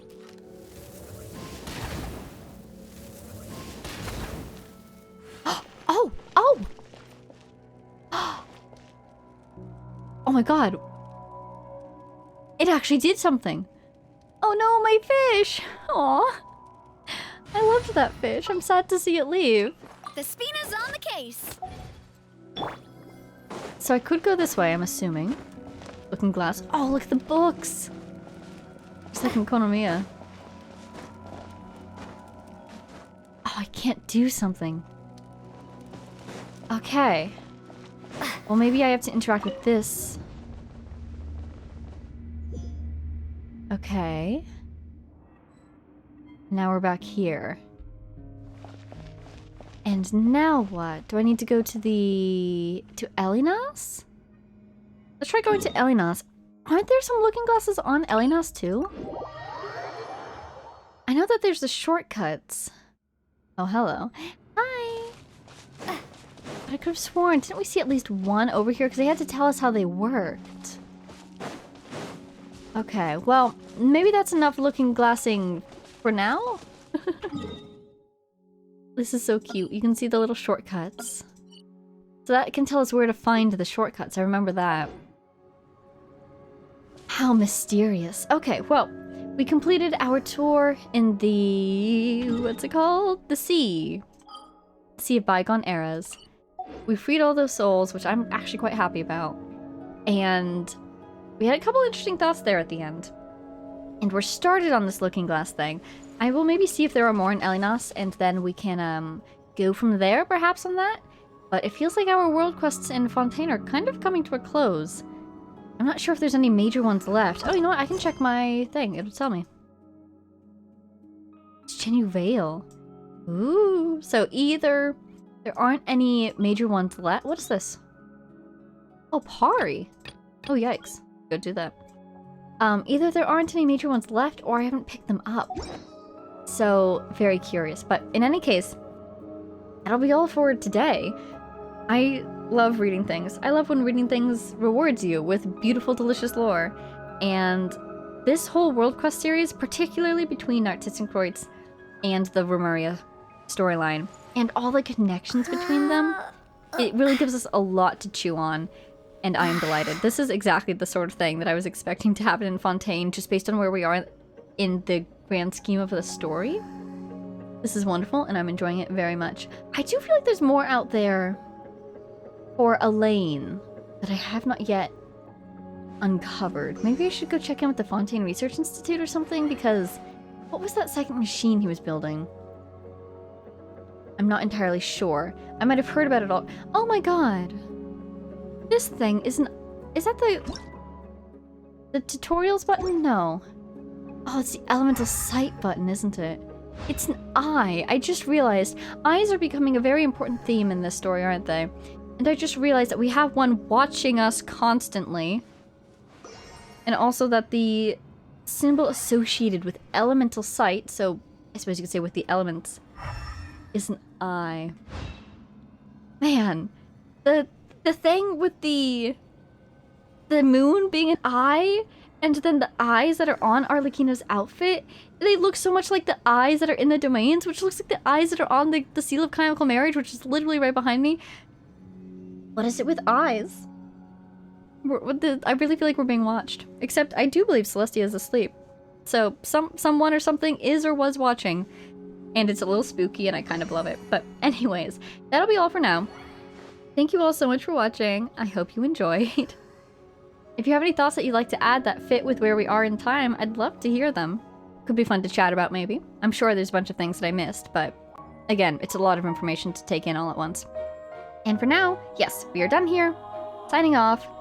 I want to give a special thank you to our Patreon supporters, Jay Blakewood, Konosard, Power of Chaos, Mary, Edu, Gibrilia, the Loyal Servant of Her Majesty, the Saritza, Ruru, Lycan, Axel Iron, Jay Quellen, Lunar, and all of our anonymous patrons, and 2 new patrons who have recently joined us. Thank you both so much. Big shout out to Sonova and to Maxan. Thank you both. I hope you enjoyed the video, and I will see everyone in the next one.